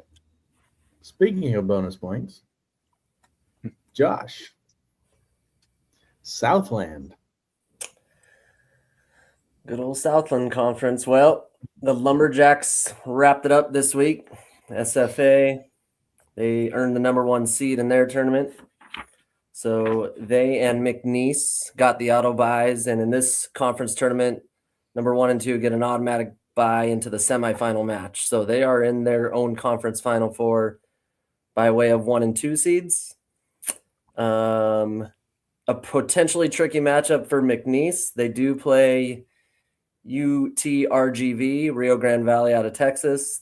They beat them earlier this season by 3. However, most likely this one's going to come down to McNeese and SFA, and they did split the season series, a 2-point game and a 7-point game. And I have read some fan chatter between those two teams, and that one seems like a pretty heated rivalry, at least in the last few years. So for the locals of those areas, that's a fun one if that's what it turns out to be. But I think the Lumberjacks bring this one in and get into the big tournament again. Lumberjacks. Nick, who did you say was winning the Summit? The Bison. Good deal. All right. Moving on to, that's me, the A-Sun.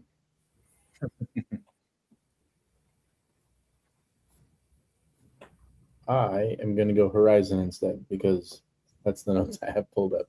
I'll come back to the A-Sun. I'm going to jump ahead to my third overall pick, the Horizon League, just because I have that up on my notes. And you guys, 10% ABV really kicks. I'm not going to lie. Especially with the 5.2 acid that they put in it too. So right. Well, this one's you follow it up with a 6.2, and yeah, the Phase Fighter. Mm-hmm. Anyway, I'm not going to drink it while I'm there. Anyway, the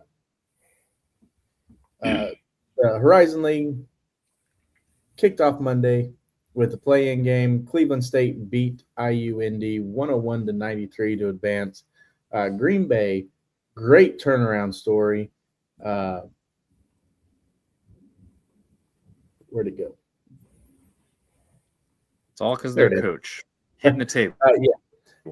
Doug Gottlieb, even with being thrown out for a game, really turned Green Bay around. They were 4-28 last year.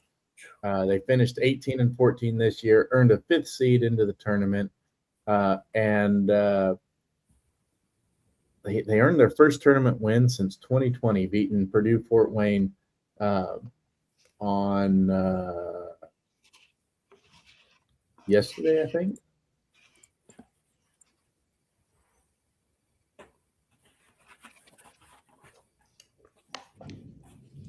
I got to look for it. Anyway, I got to look up the date, but there it is on the 3rd. Yeah, so yesterday they won 64-56, and then Wright State beat Cleveland State 90-61.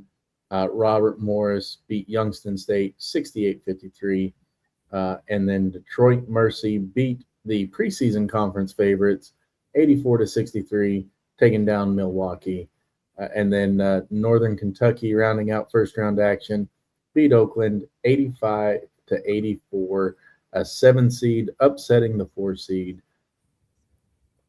I thought Oakland was going to do better than that. Setting up second round with Green Bay versus Northern Kentucky. And then the semifinals is going to be I'm missing the second round. Wright State and Robert Morris, they got the double bye. And then the championship will be on March 10th. So it is a single elimination, as all tournaments are. But yeah, let's go back to this one. Nope, I'm done. That was it.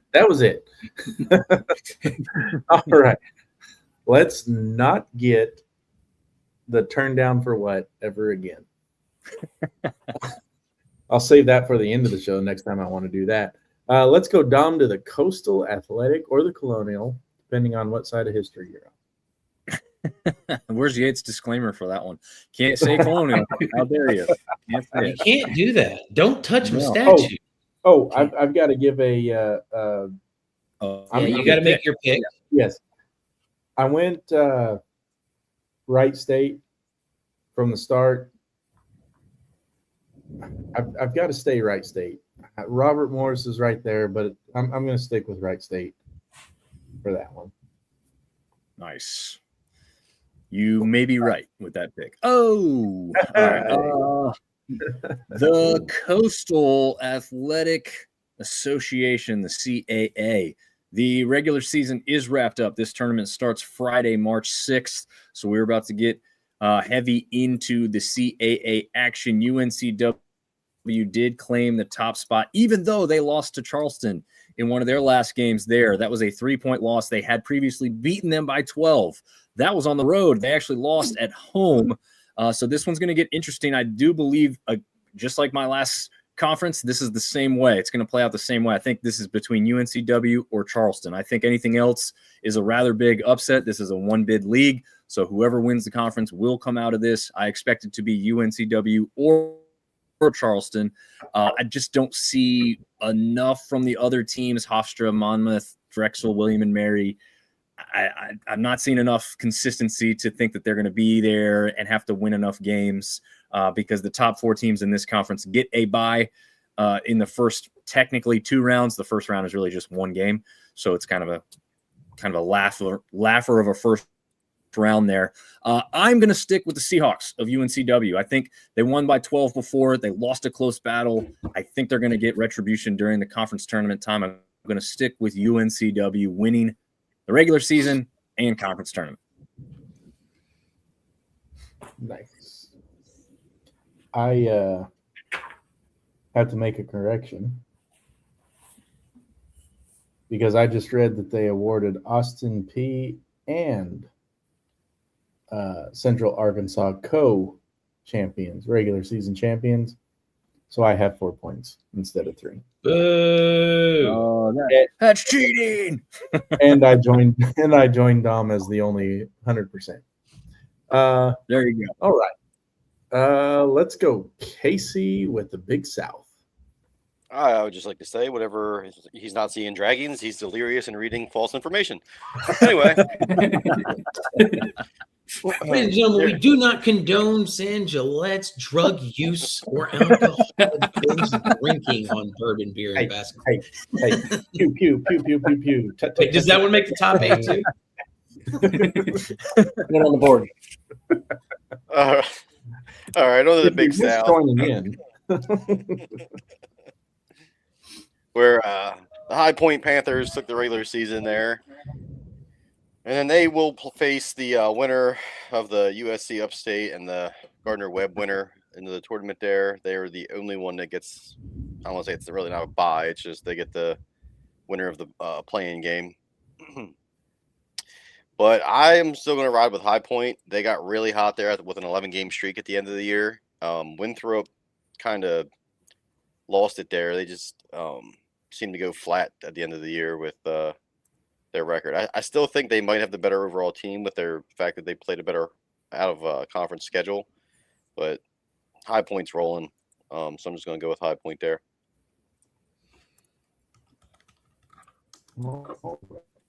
I'm going to laugh when Winthrop wins it. And you got him backwards. Yep. That's a very good possibility. Winthrop historically has been pretty good. All right, Yates. Let's roll with the MVC. The old Missouri Valley. All right. So if you're not familiar with the Missouri Valley, you need to get familiar with it. All right. Because one, it is the 4th oldest conference that's out there. And some of the school names that have run through the Missouri Valley include Oklahoma State, include Nebraska, Kansas, Missouri. They've got a rich history. Okay. Now, Creighton used to be their top dog. They used to run the table in the Missouri Valley, made them look really good in the NCAA tournament. And then when they left, they handed that torch over to Belmont. And Belmont right now is really whooping up on everybody. They got a 3-game lead in the conference. They've wrapped up the number 1 spot going into the conference tournament. In fact, that conference tournament starts tomorrow. Okay. And outside of that, man, this Missouri Valley, I think, can honestly get 2 teams in the tournament. As weird as that sounds, but if somebody like a Murray State or a Bradley can somehow upset Belmont in the championship game, I think Belmont has done enough on their resume to warrant getting an at-large bid, getting that far. And then you get your automatic bid with your other conference winner. Now, if Belmont runs the table and wins the conference tournament, they're easily just 1 bid in this league. But like I said, if they lose it in that game, then they have a very strong two-team kind of case there. And even if they get to the semifinals, I still like Belmont being able to still in at-large as long as it's a close game. But I think getting the championship game is where they kind of need to be. I also don't see anybody else beating them, so let's put Belmont. Give me that pick. This is a conference. The Mountain West and West Coast Conference are praying Belmont wins their championship. Oh, 100%. How many do you think the American can get in? The American? That's a good question. I think you're probably looking at 1, maybe 2. I think 2 is probably going to be where we're going to be set, unless a weird sneaky team comes in and does some sort of winning to get 3. But I just see it being 2, maybe 1, maybe even 1. You know, you during the draft, that was a snake pick, so you went American and American and NBC kind of back to back. Yeah. And with both of them being that you might get 2 in on both of them, that might I need to rethink you getting your supplemental pick. I have to transfer the swag to me. Hey man, chill out. I need that Bethune-Cookman pick. All right. Why don't you tell us about the Big West, Yates? I don't want to. So the Big West, that conference that's just out there, California, and then a little bit of Hawaii, and then like Hawaii's pissed off they're not in California or something, and right now they're winning this thing. It's Hawaii and UC Irvine are neck and neck as it stands. Both sit at 13-5 atop the conference. But Hawaii kind of controls the destiny in there in that they have the head-to-head matchup over UC Irvine. So if they can continue to do and take care of business, they'll wrap up the number 1 seed out that way. This conference, yeah, you're getting one team in, and it's whoever wins the conference championship. And my pick on that is going to still be Hawaii. I like the way they're playing ball right now. All right, Casey, Conference USA. Well, Liberty Flames there got a 3-game lead, so they're going to end up locking that up. However, Sam Houston has been on a bit of a hot streak here at the end of the season. And if they make a run and they potentially win it, there's going to be some decisions to be made if you even want to debate having 2 in. But I still think it's going to be a 1 team. The conference just isn't really strong enough to make that debate. But Sam Houston and Liberty do play to finish out the regular season to give a preview going into the conference championship tournament. I'm actually going to switch up here, and I'm going to go with Sam Houston State just because they seem to be the hotter team right now. Liberty had a pretty successful year, like overall, but looking at how they're finishing the season, it's not looking promising. It kind of looks like the wheels are starting to show a little bit of wear and tear on there with that loss to Western Kentucky and Kennesaw State.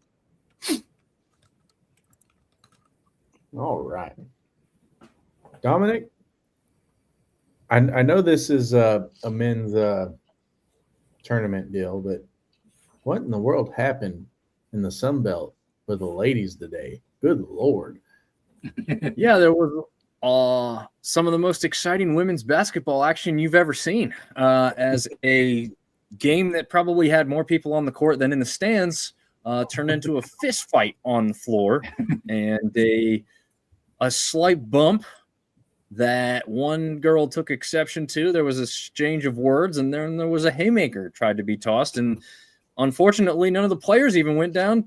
One of the referees did. So it was a pretty ugly scene. If you want to see that, you can go to Sunbelt Syndicate on all of our social channels because we tried to clip a little shot of that from a phone video. So the audio quality is atrocious because, you can't really share stuff that has copyrighted material on it, but we've done our best to show you as much as we could from that little scuffle and fight. There are 7 people ejected from the incident.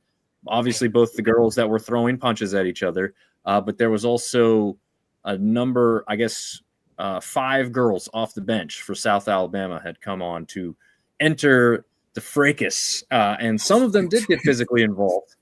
And so there has been 1 game suspensions handed out to 4 of the 7, I believe. South Alabama did get the victory, so they will move on and play shorthanded tomorrow in the Sun Belt tournament. So, yeah, very, very interesting. But, yeah, that's on the women's side. And I am not an expert on the women's basketball, but that one definitely grabbed everybody's attention today, and it's probably been the most talked about Sun Belt basketball moment of the entire season at this point. Good thing that they have so many great teams to overcome that. Troy ended up claiming the top spot in this conference for the men, going 12-6 and avoiding a 7-way tie but we still had a 6-way tie for second place. So some of these teams have to play very little in order to advance to the championship game, and then other teams have to play at least 4 games back from that 6th and 5th position, 7th position actually, because Arkansas State was one of those teams that was tied at second. Technically, it ended up all the way down at 7. That's why every victory matters immensely, not only in this conference but in general, because tiebreakers came into fruition, and the first tiebreaker in the Sun Belt, because you can't go head-to-head when all the teams haven't played each other, and the Sun Belt doesn't all play each other. So the first tiebreaker actually was how all these teams did against the 8th place team within the conference. Wow. So, yeah, that's why it matters. You can't just drop some random game and be like, well, that's all right, we'll just rebound. No, those games all matter tremendously. This conference is completely up for grabs because of that. Very top heavy, but nobody completely stands out. As I said, came down to the very last day of this conference. I'm supporting the 2 teams that I like here. Obviously, my App State guys. But in my bracket, a guy that goes by the name of Matt Van Komen, who is 7 feet tall and plays for Marshall, has been sidelined with an injury since Southern Miss game a couple weeks ago. And since then, Marshall has won, I think, gone 3-2 in their last 5 without him, and their defense has dropped tremendously. I believe they've been holding him out because he has not been disclosed to not be available. I believe they've been holding him out so that he can be healthy for this tournament run.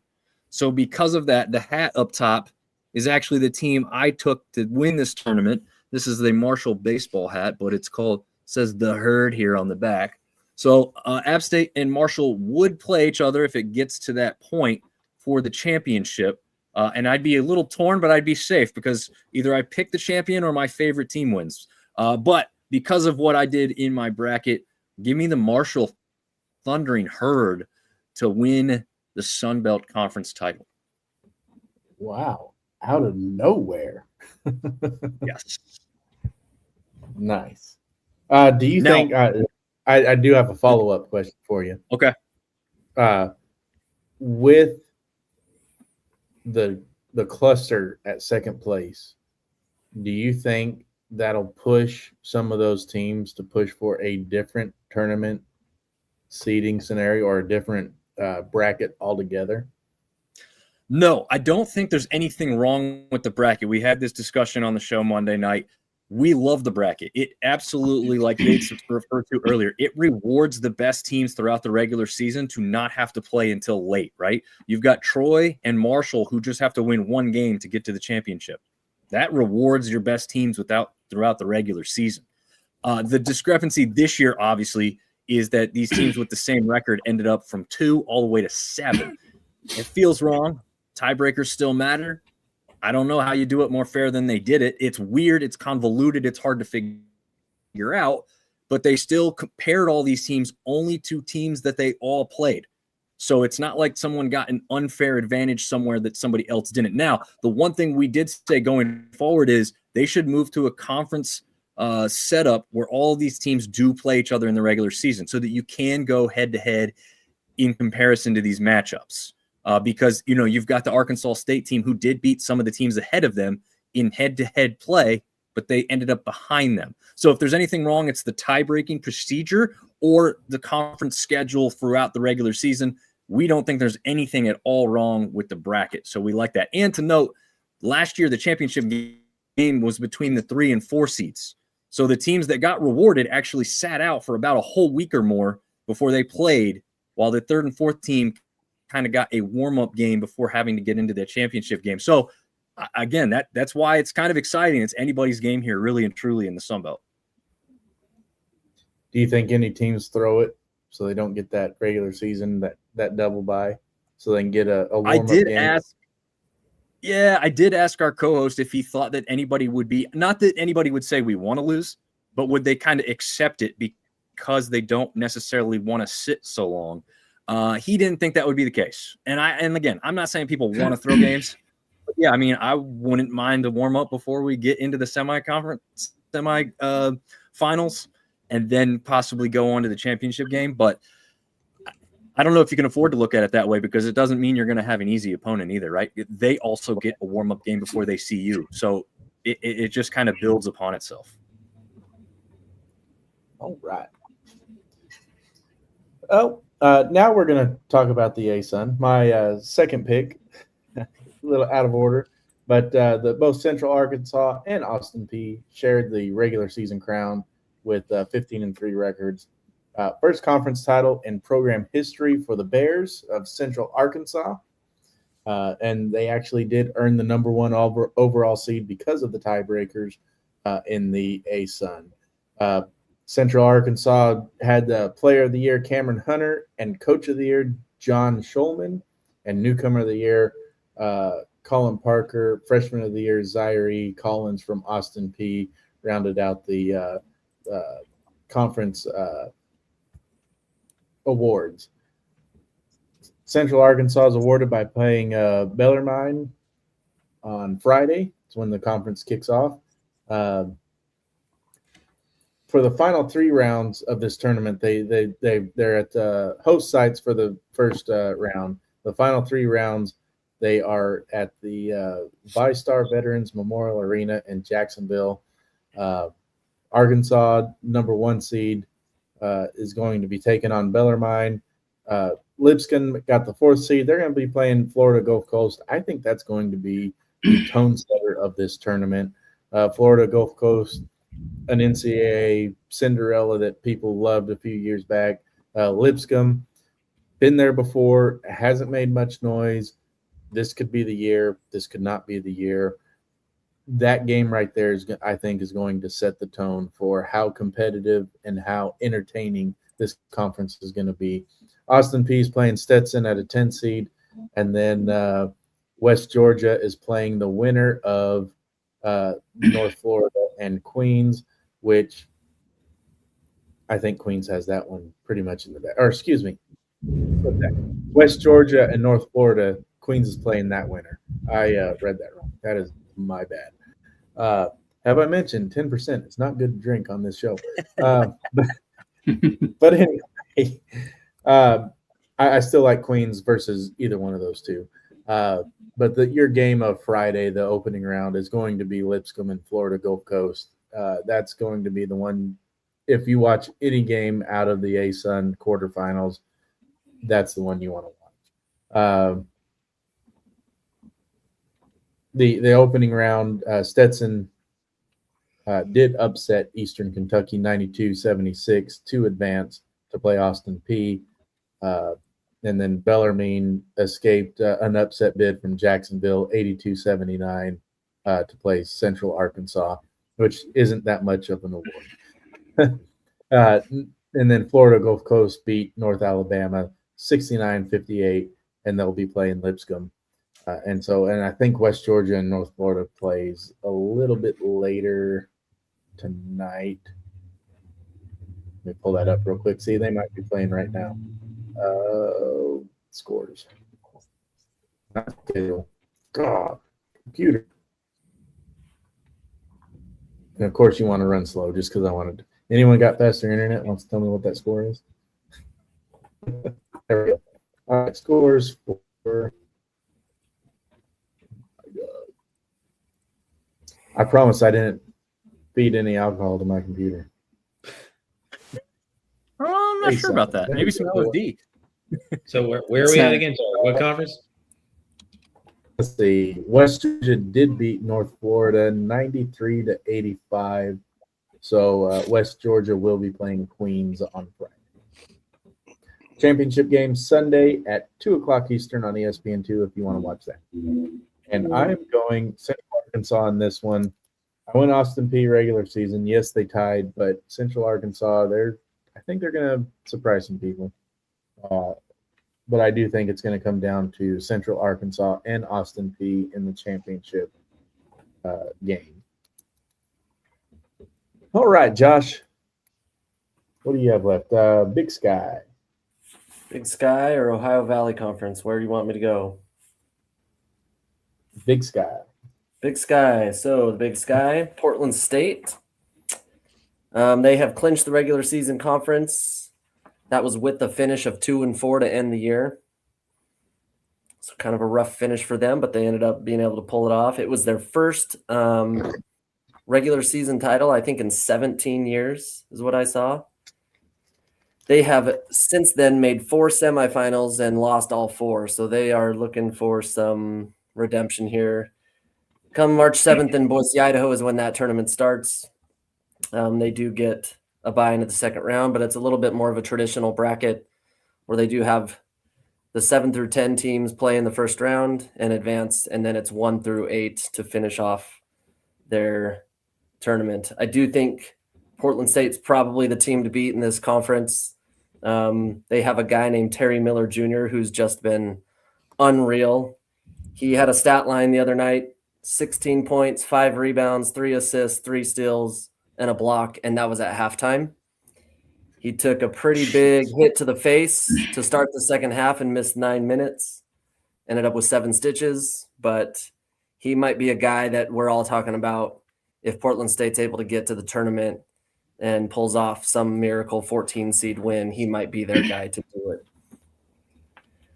So Montana State, they finished second. They did beat Portland State a couple weeks ago by 15, but I do think Portland State's going to win this one, and we'll see them in the big dance. All right. Portlandia. All right. Nick, why don't you tell us what's going on in the WAC and see if there's any more dumpster fires there, and then come back with the NEC as well. Over here in the WAC, Utah Valley continues to lead the tightest of WAC races. They're sitting on top, just 1 game ahead of California Baptist. The Lancers are down 1 game. So you got Utah Valley at 12-4 in conference. There's 2 games left for each of these top tier teams of the conference. Tomorrow night, Utah Valley versus Southern Utah could decide the regular season title. Utah Valley visits Southern Utah. So, but with a 4-7 record away, that's not a gimme. So there may be a chance that Cal Baptist can sneak back up and get the regular season. You got you also if Utah Valley loses to Southern Utah, Cal Baptist wins their game tomorrow night. At where are they? Oh, they'll be hosting Abilene Christian at home, and Abilene's down in the bottom of the conference. So could have a scenario where if Utah Valley loses away at Southern Utah and Cal Baptist takes care of business at home, and then Cal Baptist takes on Southern Utah on Saturday and wins that, Cal Baptist could rise above Utah Valley and take the conference. But the odds are saying that Utah Valley is the team to beat.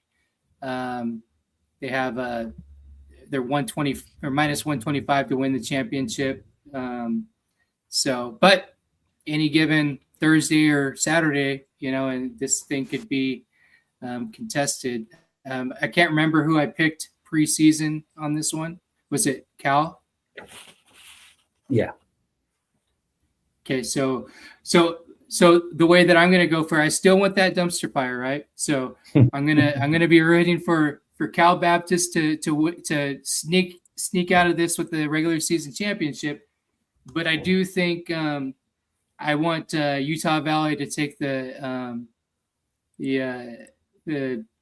tournament championship, and then you're gonna have a really good awkward stare down between the WAC and Utah Valley because of those exit fees. So that's what I'm rooting for with this one.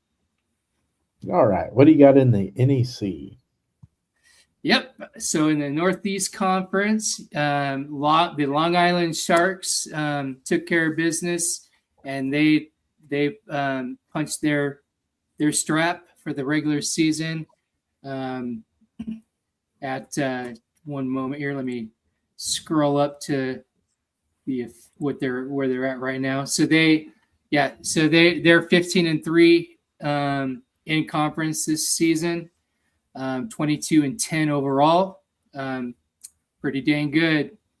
So they wrapped up. They're the regular season champs in the Northeast Conference. Tournament preview. Quarterfinals started today, I think. You had Chicago State at LIU, Wagner at CCSU, and then FDU, Fairleigh Dickinson at Mercyhurst, and Stonehill at Lemoyne. And let me kind of see if I can pull any of those up here.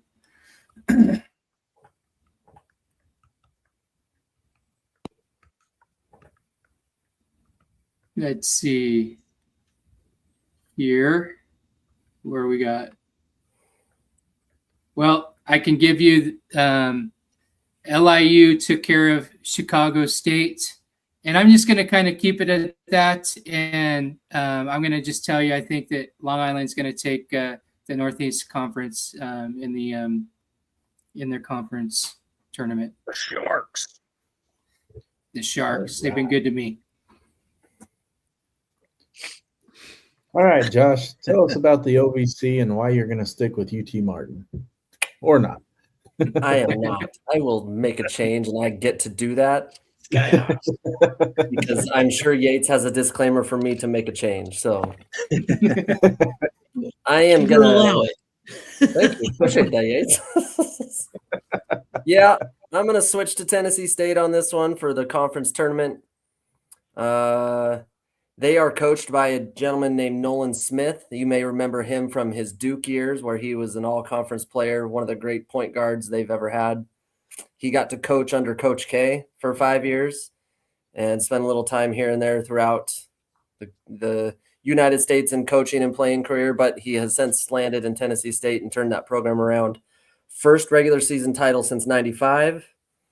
So really kind of a cool story, and he's just a cool dude. If you ever get a chance to listen to some of his interviews, really, really a good human being, easy to root for. So I am going to go with Tennessee State. Morehead State, them and Tennessee State split during the season, but I do think Tennessee State pulls this one out and takes home the OVC championship. All right. Over in the MAC, Merrimack secures their outright regular season title, just the fourth regular season crown in 7 years of Division I play. It's their second year in the MAC, established them as the new team to beat. Used to be Iona. They've kind of slid. They're in seventh in the standings at 9-11, but they've come on strong at the end of the year. They took Merrimack down to overtime last week. Great game, fun game to watch. So you can't count out the Gales just yet. Merrimack's Kevar Kennedy made conference history this week by becoming the first freshman ever to be MAC Player of the Year. He also took home Rookie of the Year honors after leading the Warriors to the top seed as well. Siena, after being winless in conference a couple of years ago, get the number 3 seed this year at 13-7. Considered to be one of the hottest teams heading into Atlantic City, which is where the MAC tournament is. It officially tips off Thursday night, or Thursday day, I should say. Nope, night, 5 o'clock Eastern time. All games are on ESPN Plus, unless there might be some that get upgraded. I think the championship game, championship game's on ESPNU. The Battle of the Bridge between Niagara and Canisius. It's a fun name. Niagara's 8 versus the number 9. It moves to Atlantic City with the winner go home opener. And then you got the Gales looking to find their March magic now against the number 10 seed, Manhattan, Iona, a 7 seed. Merrimack gets the number 1 seed. St. Peter's gets the number 2 seed. Both of them get the first round bye. So the Peacocks of St. Peter's, they look to replicate their 2022 Cinderella season when, as Merrimack is the top seed, starts working for their quest for the NCAA tournament. Championship game is Saturday, March 14th at 7:30 Eastern on ESPNU, and I am going to stick with Merrimack. I took them in the regular season, taking them in the tournament. And speaking of taking them, we're going to crack open my final beer of the night. This is only a 5.0, so we're good. This one is weird. Time to sober up. It is this Starbase Brewing out of Austin, Texas, is the official brewery of Mars. So there you go. That's got to be some pretty high shipping costs, Right? Yeah, no, high was the right. That was the right adjective. This is Blue. The inspiration, Blue Planet, is both a tribute to our home planet Earth and a celebration of our vision to make Mars a habitable blue and green world. While you sip this beer, let it serve as a reminder of how lucky we are to already have one precious planet to inhabit. And if humanity dares to dream big, we may have a second one in the very near future. This is called Blue Planet. It is a blueberry cream ale, established on Earth, brewed for Mars. So just F off science. we're just making Making shit Mars up now. blue and green. Sure. The beer, this smooth cream ale, is infused with vibrant flavors of fresh blueberries to give it a light and fruity aroma, refreshing and balanced. It carries subtle sweet notes and a deliciously tasty finish. With this beer, you can savor the flavors of home while dreaming about new horizons. Engineered and brewed by Starbase Brewing in Austin, Texas. So here we go. Far out, man. That one didn't fizz as much as the others. It's that Martian brew, man.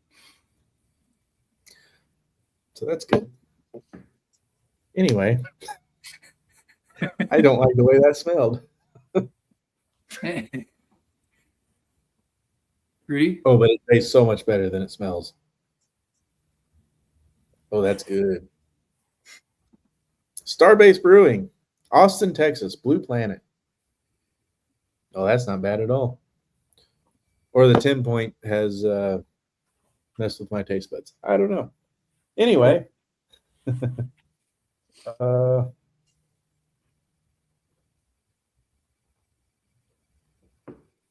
on. Dominic, that's where we're at. Dominic with the SoCon. Yeah, if you see me looking away from the screen, by the way, it's Old Dominion and Georgia Southern in the Sun Belt are within, well, just now 5 points. It was a little closer than that, but there's about 11 seconds left. Oh, I'm sorry. It's a 3-point game now. Anyway, that's why I've been looking at that. But to the SoCon's point, their season is officially over. The regular season, their tournament starts Friday evening. You've got East Tennessee State, that is the number 1 seed. You've also got Wofford, Mercer, and Samford that tied for an 11-7 record each. So you're thinking East Tennessee State's going to take this, right? Well, them, Wofford, and Mercer all kind of struggled a little bit down the stretch. Meanwhile, Samford is 8-1 in their last 9 games with 1 3-point loss to Mercer Bears. So give me the Samford Bulldogs to come out of the SoCon conference and remain hot in the tournament. All right. Speaking of hot, Colorado State out of the Mountain West up on New Mexico, 40-25 at the half. Josh, what are your thoughts on that? I will apologize like Dom, looking away. That's the game I've been watching, and CSU looks good right now. New Mexico is in big trouble. Yeah. All right. Other scores: Houston in a dogfight with Baylor, 70-61 right now with 4:40 to play as well. All right. Let's go, Casey and the Patriot. All right. Well, Navy kind of walked away with that in the regular season with a 6-game lead. I'm actually gonna ride with the midshipmen on this one because other than that one loss to the American, they've handled business in the Patriot League. So give them, pretty much the league champion on that unless they falter. But they get a bye, and then they got to play the winner of Bucknell and Army. If Army happens to win, the rivalry there could play a factor in it. But if they can get past that rivalry game, I don't see them losing to American again, or even Boston. All right. So then you're taking Army for the championship? Yeah, no, take Navy. Army's not good this year, not at all. 11-21 on a 4-game losing streak. All right, Yates. What is the smart guys gonna do on the basketball court? Well, the number one subject, and this is completely unresearched, the number one subject taken at Yale is geometry. And there's a lot of geometry in basketball because of angles. So that's why Yale is dominating that conference. Again, that is an unresearched fact I came up with. It's Yale. So they only take the top 4 teams for their conference tournament, which is pretty cool. Told us that last week as well, that it was pretty jumbled there in the middle. But Cornell picked up 2 big wins this week, one of them being over Yale, to firmly snag that number 4 spot. So they're in the conference tournament, or conference semifinals, I should say, where they will be matched up again with Yale. So is Yale thinking we gotta avenge that loss, or is Cornell going to be feeling really high and get the better of them again? Who knows? But I'm going with Yale. So Yale. Nice. I'm going to try my third and final cheese. This is the horseradish cheddar cheese from Yancey's Fancy. Yancey's Fancy. We're about to find out if horseradish and blueberries go good together. They do not. Via beer. But that cheese ain't bad. I got an update about the NEC. Yep. Today's today's results. It has the Long Island Sharks with the number 1 seed. They're taking on number 7 Wagner, because Wagner upset the number 2 seed CCSU, and then you have in the other bracket Mercyhurst, which is the number 3 seed, taking on number 5 Stonehill. So if LIU can take care of business against Wagner on Saturday, they, with the runner-up out of the way, they can take on either number 3 Mercyhurst or Stonehill on Tuesday. Yeah, it's crazy. Wagner held Central Connecticut to 25 second half points after Central Connecticut had a 4-point first half lead. Crazy stuff. That'll do it. Yep. All right, now let's get to our supplemental picks. And Yates, out of the SWAC, is Bethune-Cookman going to go double bands today or this year? Here's your ringer. Here's your ringer. I think they're going to, man. I just don't see anybody else being able to beat them. But not just that, very, very, probably the most important stat of all within this conference is that there are just 2 teams with a winning record. Bethune-Cookman is one of those, and right on their heels is that Alabama A&M Bulldogs, same record at 17-13. But anyway, neither of them are any good. So Bethune-Cookman wins, and then they win again, and then they get beat by Arizona. So carry on. Carry on, wayward son. Hasn't Arizona lost as a 1 seed to a 16 seed before? Yeah, it's kind of a different Arizona team, but as we said, their 2 losses, they're faltering now. So, All right, Casey, I had you with Howard in the regular season of the FIAC. Is it still going to be Howard moving forward? Well, they got a 1-game lead, so barring a loss, they'll finish that one.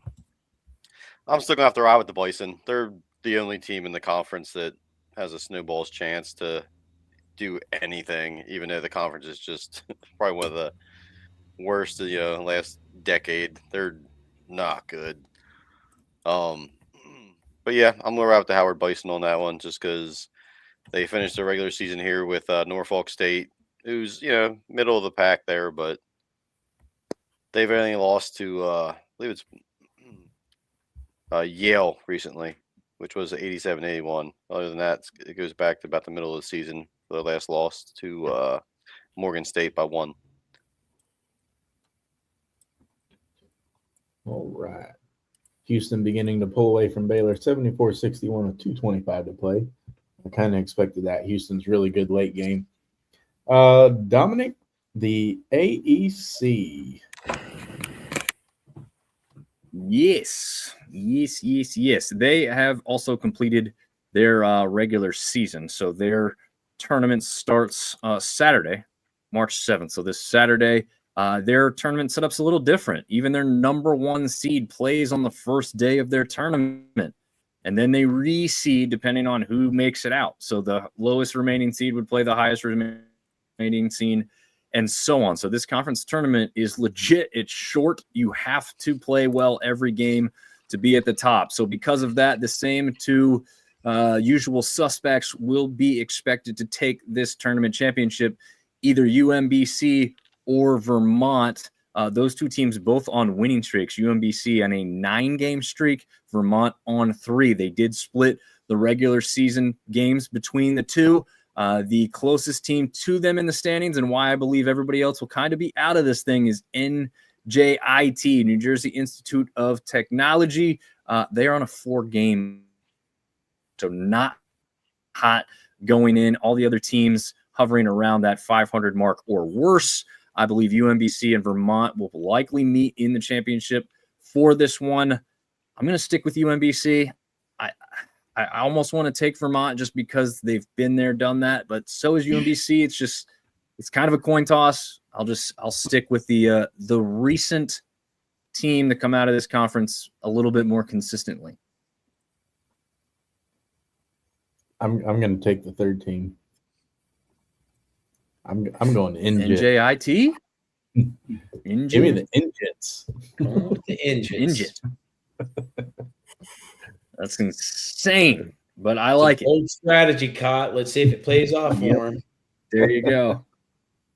All right, our tournament picks are locked. Are you guys feeling confident with them? I'd like to make a change with one of mine. All right. I started thinking about this. I had all show to kind of just mull on it, and for the summit, I'm going to take the Tommies in the tournament championship. Congratulations, Bison, on the regular season, but I think the Tommies are going to pull it out. All right. What made you change your mind? I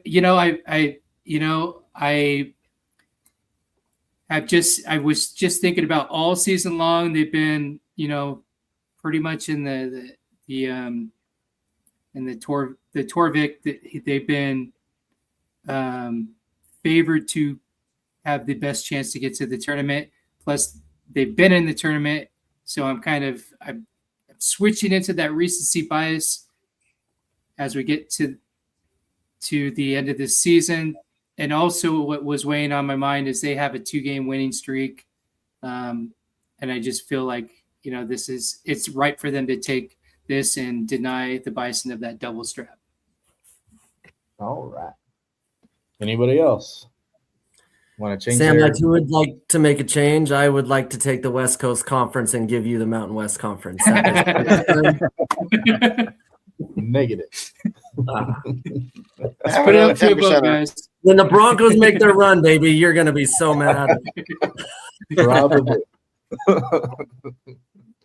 Speaking of Broncos, it's not getting any better for the ladies. They are currently down 74-30 on UNLV. I think they're a 2-seed locked right now, though, right? Or are they 3-seed if they lose? It's going to bump them down to the 3 seed. So, Man. Yeah. There's still a first round bye.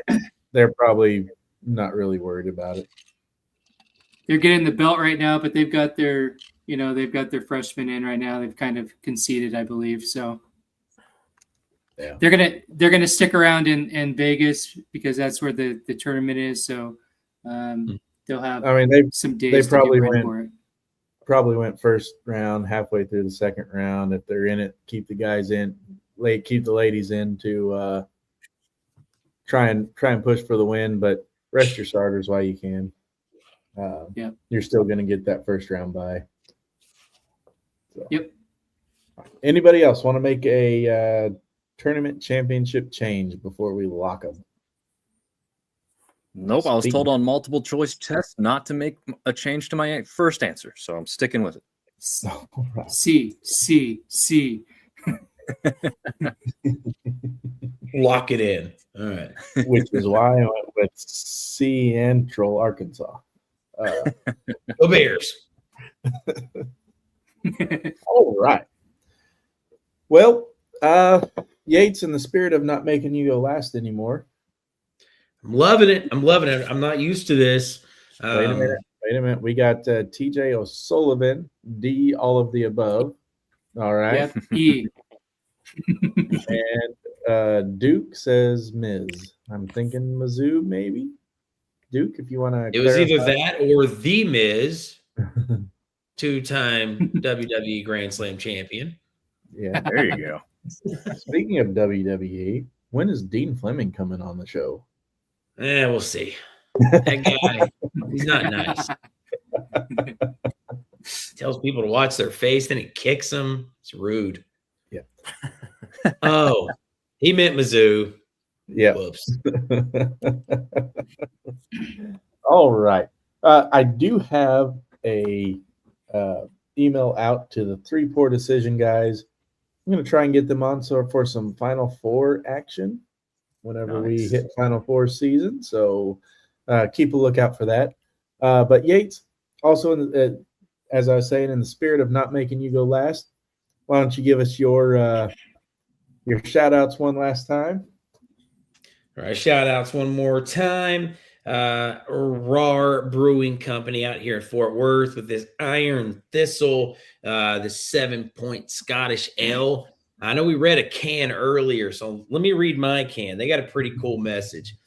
Government warning. 1, according to the Surgeon General. Okay.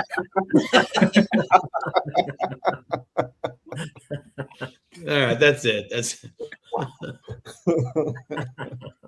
Oh, man. All right. Nick, as our designated driver, what do you got?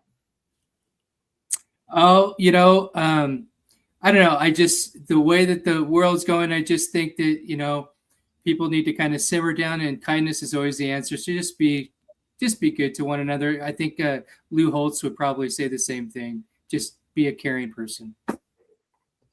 All right. Speaking of Lou Holtz, let's go to Dominic. I'm just kidding. Casey, our resident Notre Dame fan.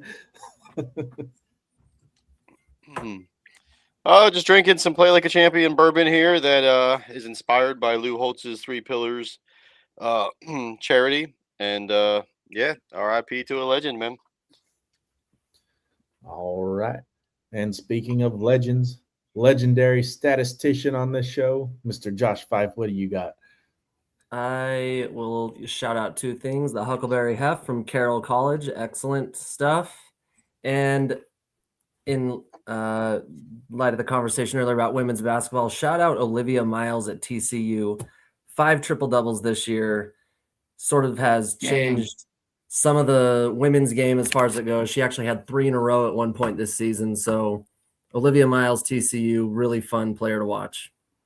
Nice. Notre Dame transfer. Yes, sir. Oh, Speaking of women's basketball, Boise State is one of one, the only women's basketball team in the nation to boast 4 1,000-point scorers, 4 all seniors. at, baby. all at the same school. All right, Dominic, what you got, buddy? well, hey, Sunbelt women's basketball has some of the best haymaking throwers that you've ever seen. So take that. MMA, yeah, baby. Shout out to Moonshine Brewing, located in Boone, North Carolina, for Space Pegasus. Check out that can. A pretty good New England style IPA. Went down nice and smooth. Pretty big can. So good stuff there. And that's all I got. All right. TJ O'Sullivan says a lot of people used to ask how Lou Holtz did it for all those years. Pretty perfectly, he'd say. And me as well. Rest in peace. Yes, Amen. rest in peace to a legend. The greatest of all time. Well, I had 4 different beers, 2 from the same brewery. Bad Astronaut. This is going to look trippy for you. This was the Cloud Punch. There you go, TikTok. You can see it without the green screen effects. I got to remember to buy beer that does not have green on it now that I have a fancy green screen backdrop. This was the German-style Pilsner, a 5.2. Really great, really smooth. Something to drink at the end of the day to cool off.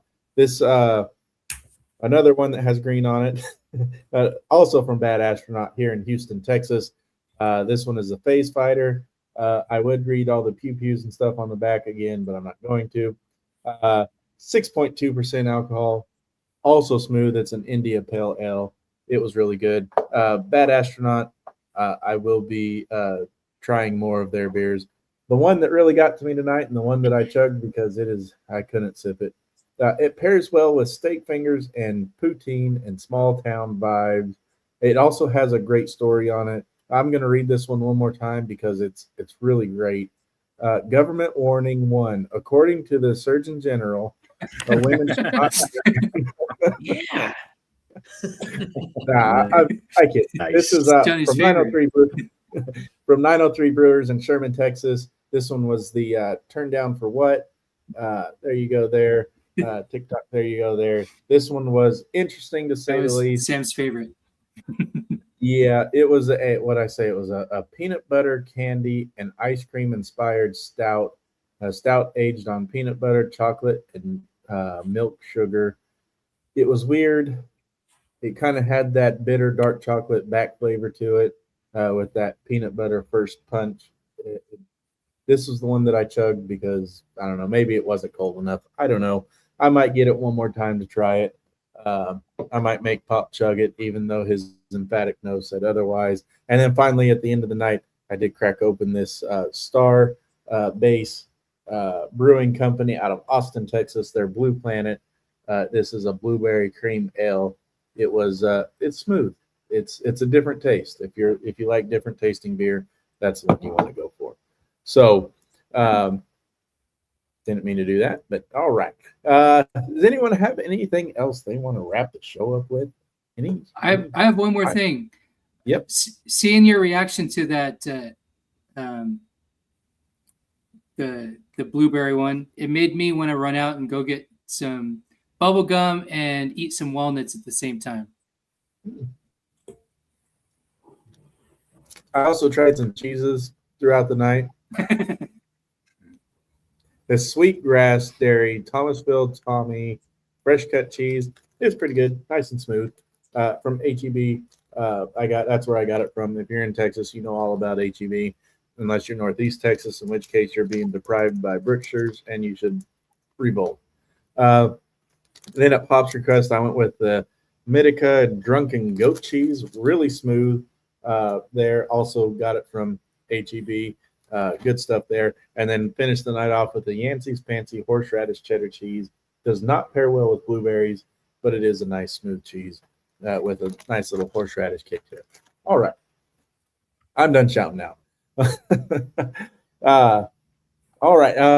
No one has anything else. We're good to go. We will be back next week this time, same place. I know the show was a little bit longer. We had a lot to get to tonight, and we got through it all. Next week, we'll be previewing the NCAA tournament and some of the conferences that are still waiting to see who their conference champion is. I think there's 2 or 3 conference championships that'll be still waiting to be decided, but we will be doing all of that, and we will be letting you know where you can fill out your brackets for the Bourbon Beer and Basketball Challenge, as well as maybe even the Bronco Nation Live. And if any of you have challenges you want to throw out there and let people know where to get them, you can do that as well. But I'm Sam Gillette. For Nick Wade, Jonathan Yates, Dominic Corsetto, Josh Fife, and Casey Wick, thanks for joining us. We'll see you next week, same place, same time.